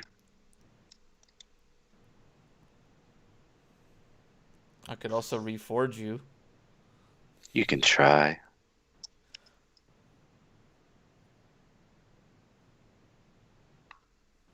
Or I just leave you in the furnace while we go search.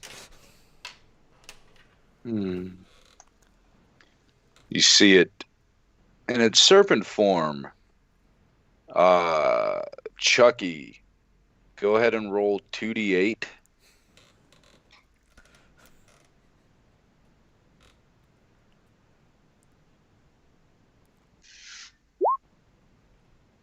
You take 4 fire damage as you see the serpent turn into a fire snake. I wonder how that would work out for you.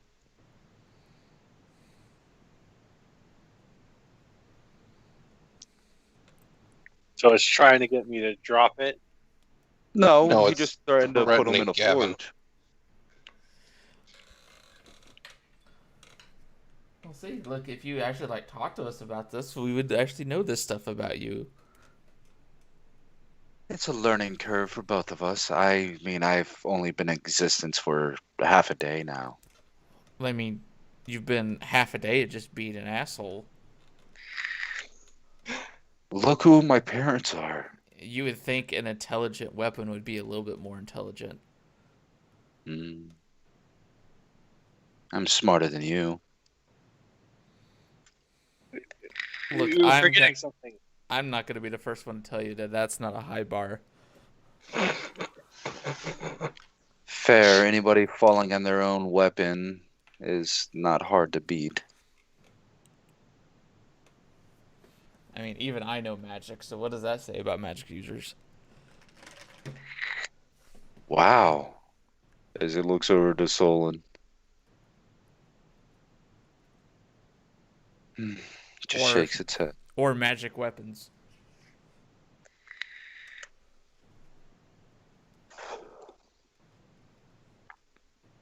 It just looks at you.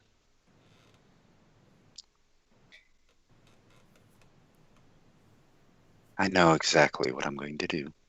And it just goes quiet. Gain some actual wisdom. Thank God.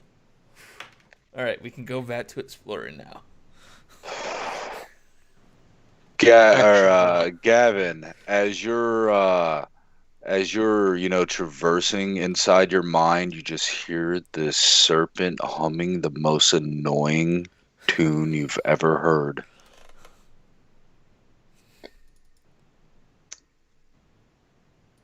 You have a son, young son. Gavin doesn't, though. Yeah, I know. I'm saying the song is Baby Shark, though. I would not do that to any living being. The most annoying song. I gave it to you. All right, what hexes are you going to so I can go ahead and reveal them? Going in a diagonal line from U20 down to this obelisk. Okay. I don't remember what this is, but That's the Necromancy Temple. got it. So we're traveling that way. Gotcha.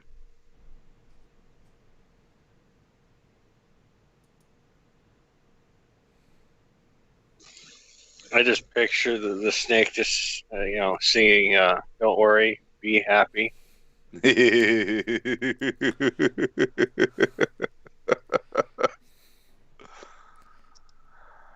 There you go, V20. What do you offer us, V20? I do need a perception check from you.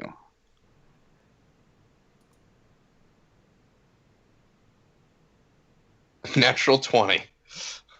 Wow. Holy shit. All right. +2 ore production of all known ores on this island. Crystals.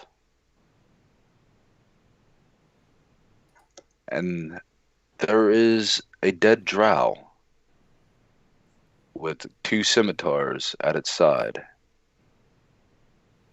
And a small cat-like figurine laying next to him. Did you just kill Drist? No.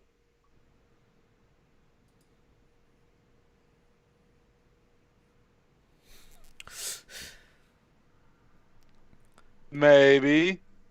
So I slowly approach. Is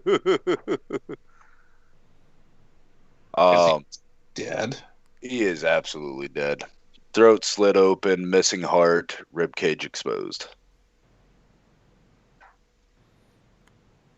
The scimitars have +2 potency and +2 striking. One has flame and one has ice, or flame and frost. And it is a Wonders figurine of a. It's the Lion Wonders figurine because they don't have a panther, but pretty much same stats.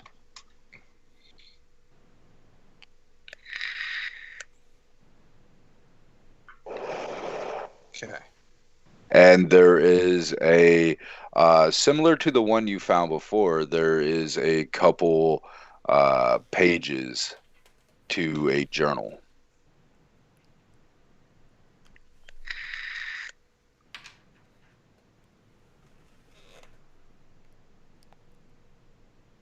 Okay, first things first. Could you repeat the scimitars? +2 striking, +2 potency. One's flame, one's shock.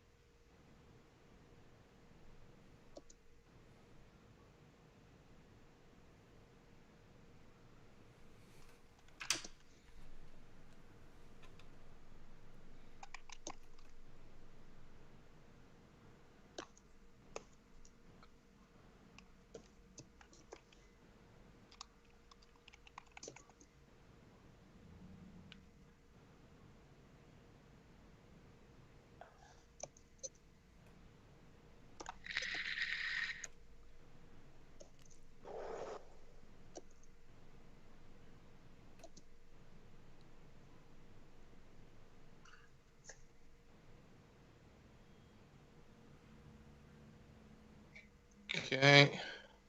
And then a Wondrous figurine. Yep.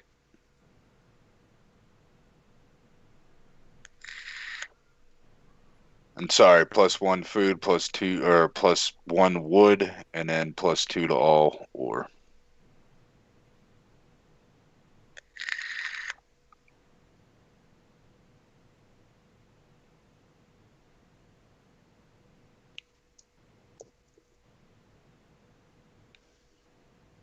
Okay. And the journal pages. What was this journal of which you speak? The one spoke of the beastmen. The pages you found before spoke of the beastmen, how they're acting sporadic from something to the far west on the desert island. Got it. I will put these pages with them to try to decipher them when we have leisure You time. speak Elven, right? Correct. You don't have to decipher. You just got to take the time to read it. Oh, then I read it. All right. It speaks of him traversing inside the monoliths. Inside the monoliths are many puzzles and traps, and each has a master. A guardian sits at the base. He theorizes the way off the island is shutting off the defenses of each of the monoliths. He speaks of a crystal down below. The crystals have unknown properties. He was hesitant to destroy it, for he could not fully identify it, but once attuned to it, he learned the secrets of the island.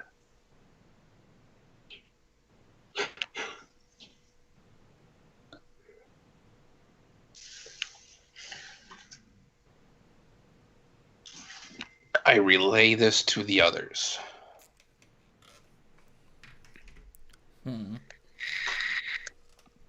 So does it detail the traps in the...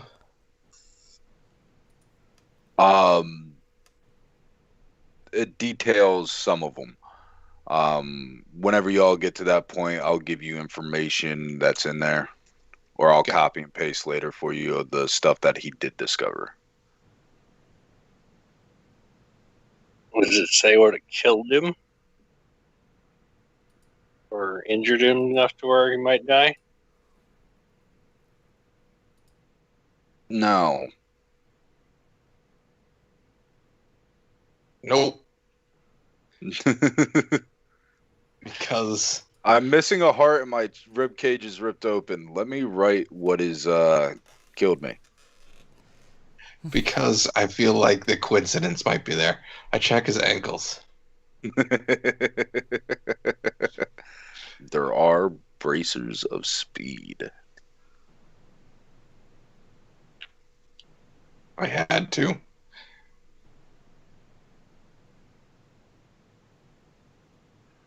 Fair. As you all are, conversing, about the loot and everything, when you turn around, the body is gone.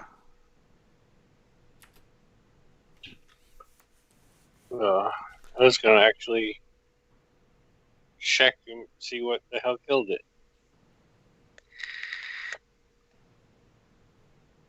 You can go ahead and give me either a medicine or a perception check. Actually, nature, perception, or medicine. Let's see. Medicine is 3. Nature is 5. What was the other one? Perception, nature, or medicine. Nature. Okay. Actually, because I didn't give you an option to act, as you know, Dan is Solon's reading the journal, and he's showing Gavin and talking, having the loot and whatnot. As you're examining the body, you realize the body's not real, and it disappears as you're examining it. The items are very much real. Body is not, however. Could you post the bracers of speed? Because I'm not finding them. Yeah, it's a custom item. Once per day for 1 minute, you gain another action to either move, cast a spell, or make a strike. I relay the others what this item does, because I know someone's gonna want it. So I'm like, guys, this body's not real. As it starts disappearing.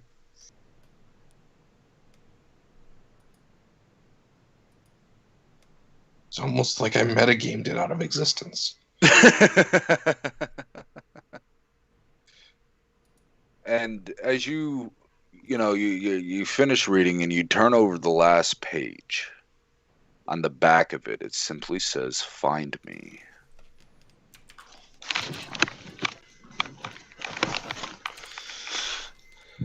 I show people what it says on the back of the page. So for people that don't speak Elven or read Elven, I'm starting to believe you're right. I say to the snake.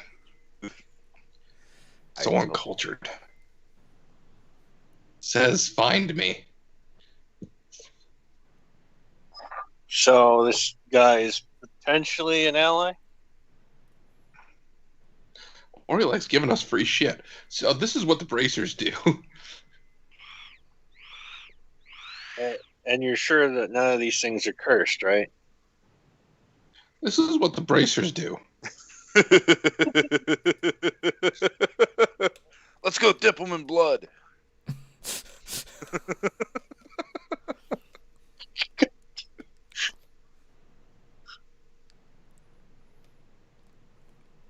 So yes. So we have a figurine that transforms into a panther. Yep. I do air quotes for lion outside of the game. Yeah. And we have a pair of bracers that will allow you to act even more quickly than you currently do. And a couple of scimitars that are magically enchanted with flame and frost. Or shocking and frost. Yep. Yeah, sorry, shocking and frost. Damn. They do have a +2 potency and striking rune on them.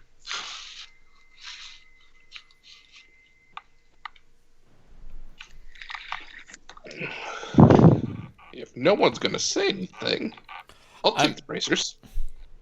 I mean, I would take them, but I've also been given a lot of stuff, so I was giving other people. The bracers would be nice. We can all use the bracers here. You can do a roll off. Roll off.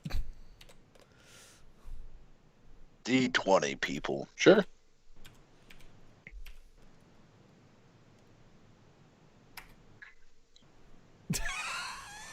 There you go. Charlie really wanted those bracers. Oof. Trying to think of who in our party could use the scimitars.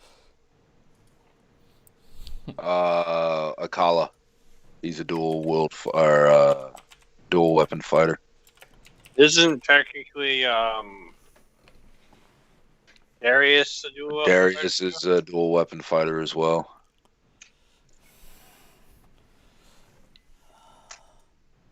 I would have said Eve, but she's a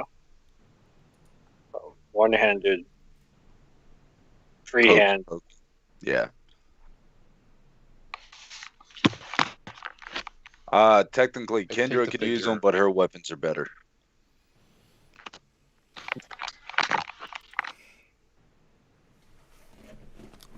Hey Dan, did you type in the what the bracers did?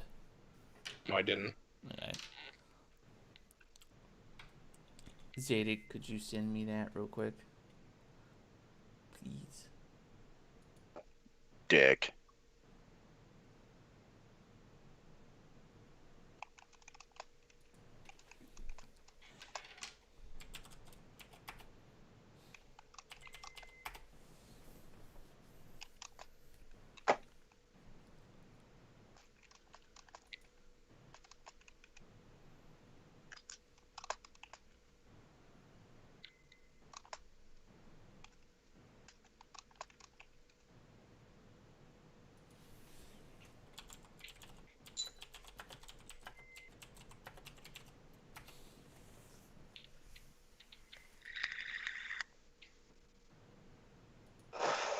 All right, what do y'all do?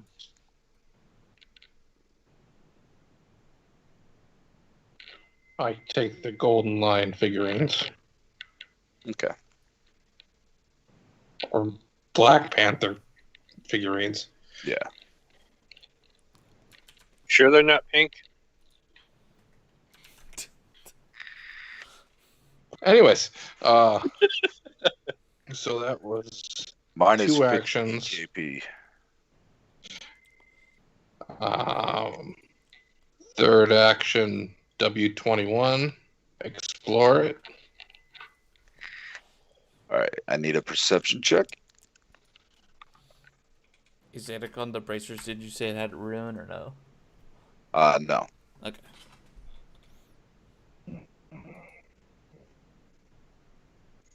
Perception check and stealth checks. Natural 20. Wow.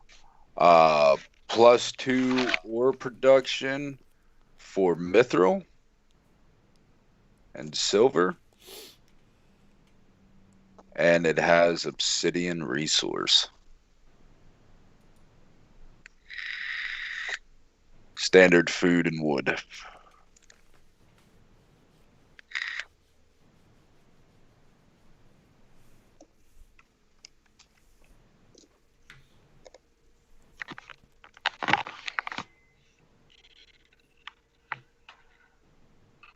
Didn't find anything else? Nope. Right.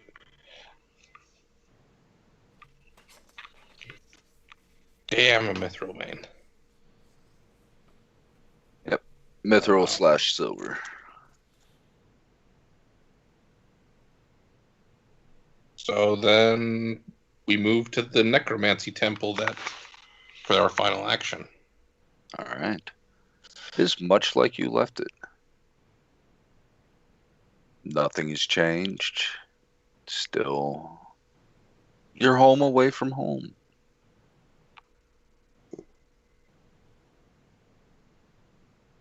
Y'all rest for the evening. Well, sit around and talk BS. And So you guys think the northern guy will succumb to this Damon? I wouldn't rule it out. What could we even do about that? We need to get stronger. That's part of the reason why I'm in such a hurry to explore the island. It's mysteries and magic. I'm hoping to find things that will empower us, make us stronger, make us strong enough to actually fight him. There's a lot, and I mean a lot, of secrets on this island. Things that could make us very potent. I'm sorry, what? I said it seems that way so far. Yeah, I say things like I gesture at your new snake companion and Gavin's new bracers. Things such as these move us a great distance towards accomplishing that goal. At least in my opinion. as the serpent, wakes up from its sleep, it yawns and then turns into a bird.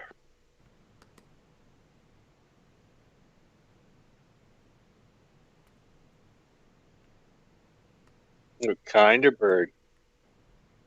A swallow. What's it say?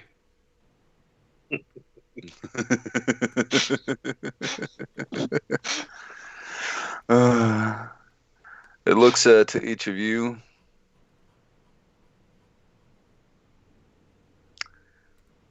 And begins speaking.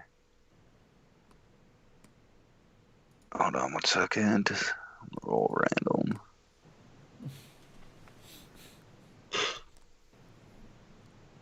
It begins speaking in Necrosil, how the undead language.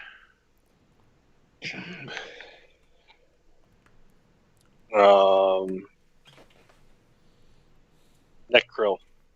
Necrol. So I understand it. Yep. It looks at you.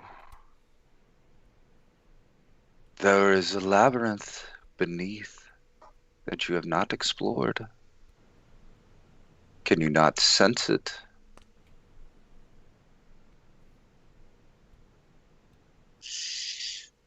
So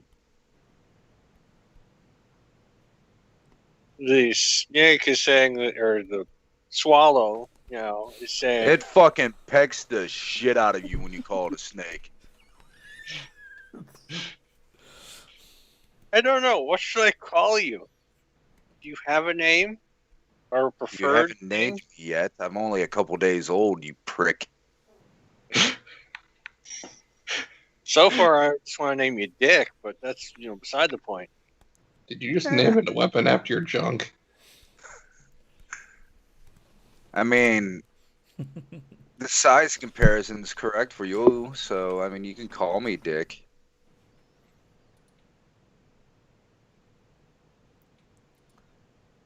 You know what? Just call him Simon. Oh fuck! Dick of the bird.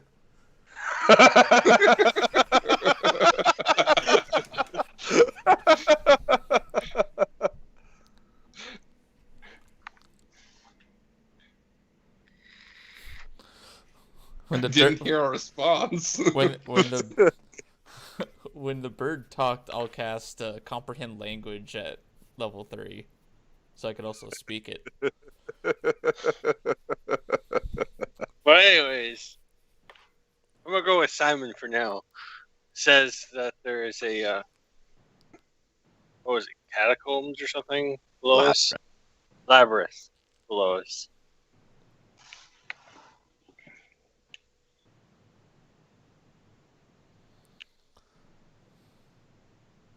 Well, we can try searching for an entrance. We haven't explored this hex beyond the temple. Yeah. I'll directly ask the sparrow, do you know where the entrance is? And I'll What say do to I- Necro. Huh? What do I get out of it? What do you want out of it?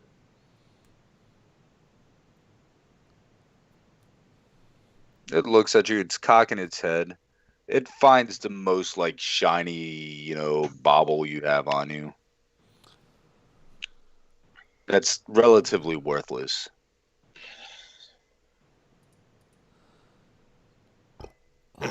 It's relatively worthless to me. I hold up a crystal. It's like, but you already have Chucky. Oh.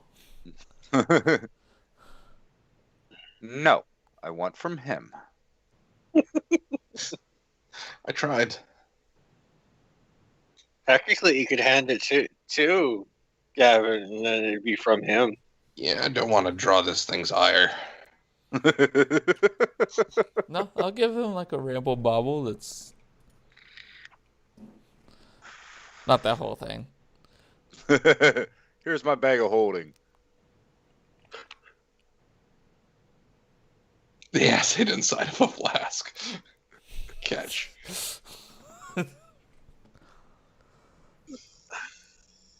Dick move. I saw the Black Adder venom before that.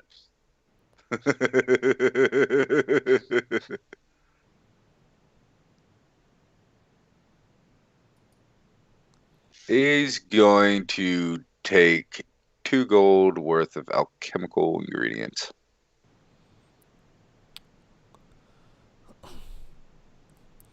You know what? Just because I'm gonna get on this bird's good side, I'll tell him that on top of that, he can take whatever potion or poison I have. One potion or poison I have, and it's his.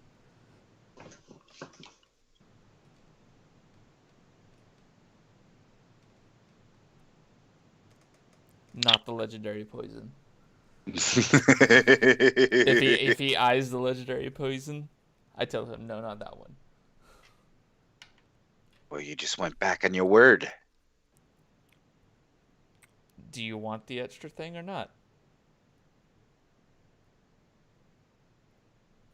It goes up to you like it jumps off Chucky's shoulder and gets onto you, and then its beak gets really close to your eyebrow. It pecks it, rips off a chunk, and then flies back over to Charlie or Chucky. Payment received.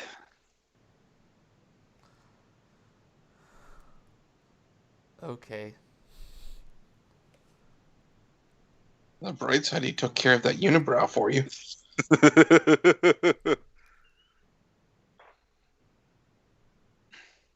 He flies off, stays within a 30-foot radius. I look at Chucky.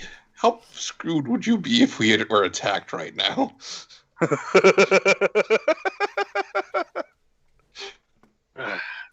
Don't say anything. He just looks perturbed. Well, good news is he can't go more than 30 feet from you. It's like you always have a leash on him. But he could also be a dick and just fly 30 feet up in the air, too. And turn into a sword. What actually happens when he gets out of range? He can't actually physically go past 30 feet. So it pulls him down, knocks him down. So No, just stays right there like he knows his limitations. If somebody grabs him and pulls him away from 30 feet, then he reverts to a sword. So if he flies up 30 feet, just try to lay on the ground real quick.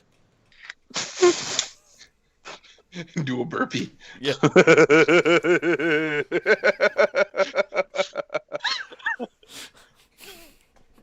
It takes about 30 minutes, Get but the he push-up does position. lead you. He does lead you to an entrance.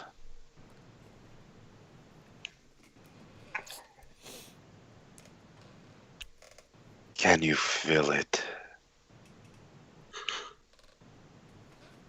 The labyrinth, it calls.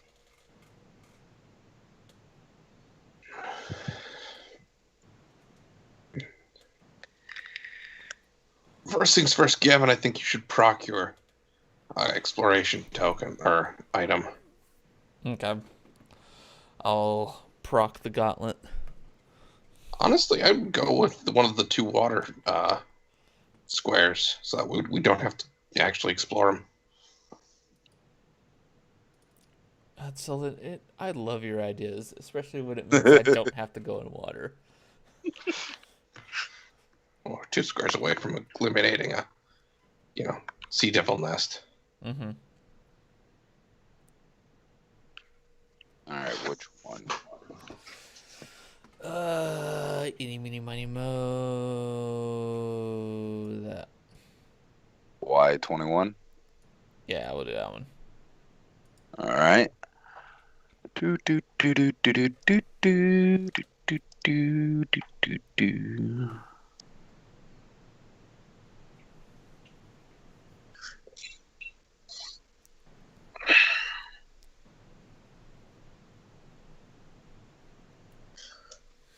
I feel like I'm playing Battleship now.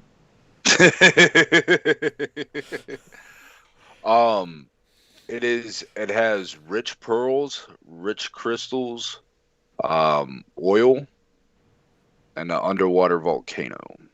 We've hit oil, boys. Hold on one second. Oh, I gotta fix this later.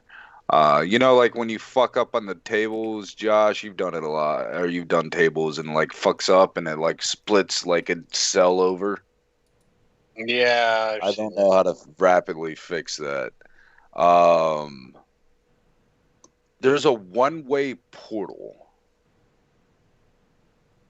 that comes to the island from both, because it's touching the volcano and the water from both the water plane and the fire plane.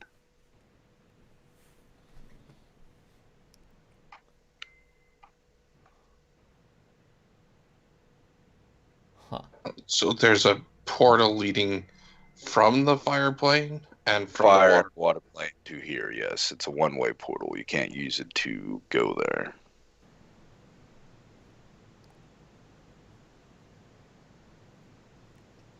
You could knock on the door and see who answers.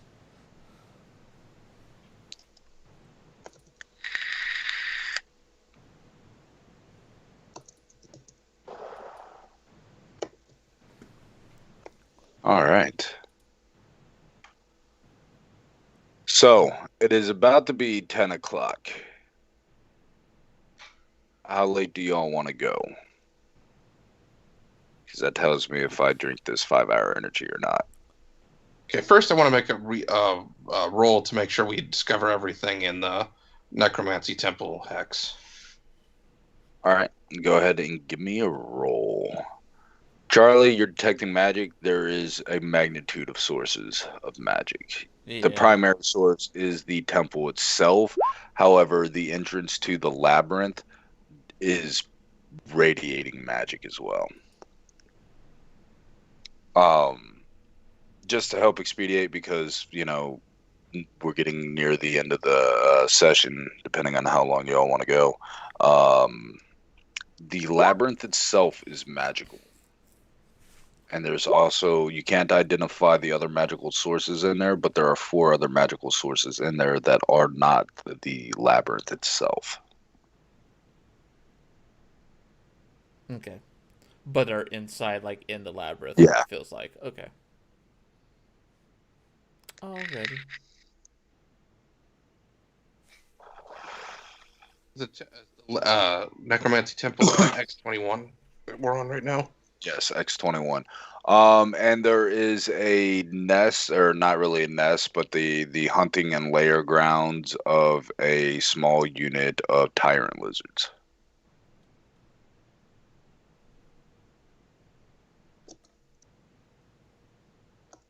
What you can tell is there are 3 young and 2 adult.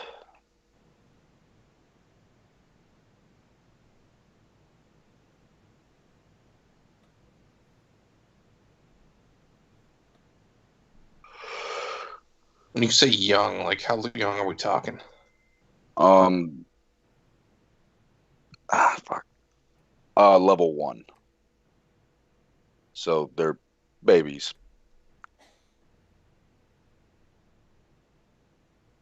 You have to stealth steal one while when we leave.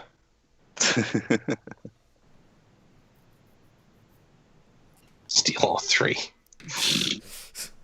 You would.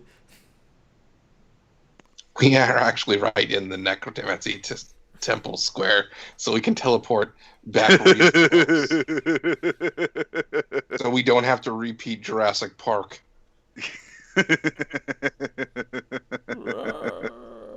No trucking this baby bullshit.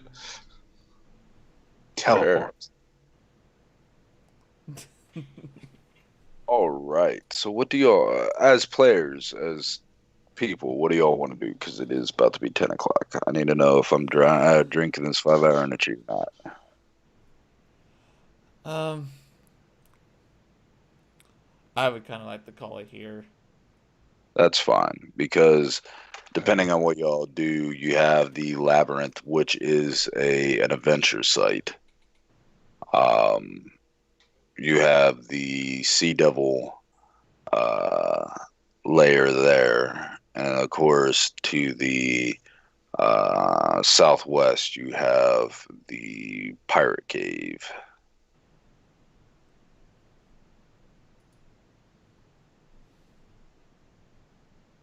So, I mean, if everybody wants to call it, that's cool, because you have 3 adventure sites ahead of you. Okay.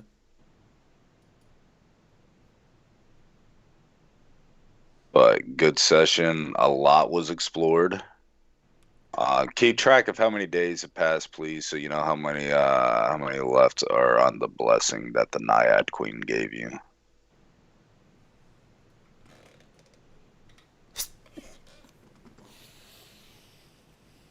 But yes, it's good to be gaming again. Definitely. I can't believe y'all's luck on fucking random encounters, though. Or random chaos tables. Yeah, that's fun. Is it about like 50-50 good, bad, or is it a more of a... It's about a 50-50, because it's chaos is chance and so forth, so on. And Some point, Derek, before next session, I really do need the rest of my summons. What are you missing? All of them have to be. I have level 3 on all of them. Level 3 on all of them. Okay, I'll get them for you. Because Yeah, you're going to need them because all three do have potential. Well, one of them has guaranteed combat.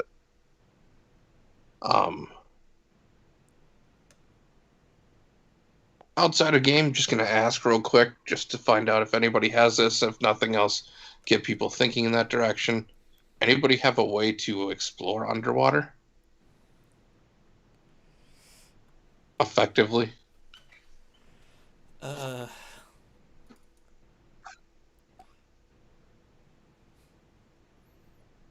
can fight underwater somewhat effectively.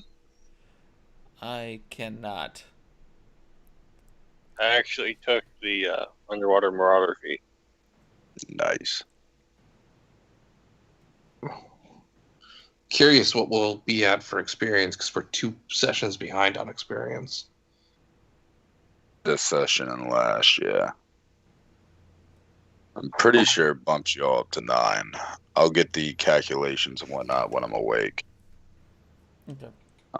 Because I am dog tired. I've been up for a very, very long time. No worries. Okay. No problem. That means a lot to me, because level 9 is when I unlock my second stage of blessings. Yeah. And that helps a lot. Yeah. I actually gained some resistances, which is nice. Okay. But we're going to continue this silent or meandering chattering for a while here if we don't call it. So I bid you all a good night. Yep. All right. Y'all have a good night. I'll be around if y'all need me tomorrow and part of Saturday. And then back to third shift I go. All right. All right. All right. Y'all have a good night, guys. Good I night, had guys. fun. Bye. Night. All right, guys. We're going to go ahead and call it there. Thanks for everyone for coming in. Melody, thank you in for doing the Prime sub and everything. Once again, thanks for everyone for coming in. Sorry that the tabletop stuff has been kind of dead for a little bit. That was more so because of personal stuff with the DM. He needed a little bit of mental health break at that point. But we're back in the groove of things now. This will be happening again weekly. And I'll be better on doing my other stuff on both YouTube with Ashes of Creation and everything, and then the WoW stuff as well. I'll try to do some WoW either tomorrow morning or Saturday. So I'll catch you guys later. Everyone have a good night. Be safe.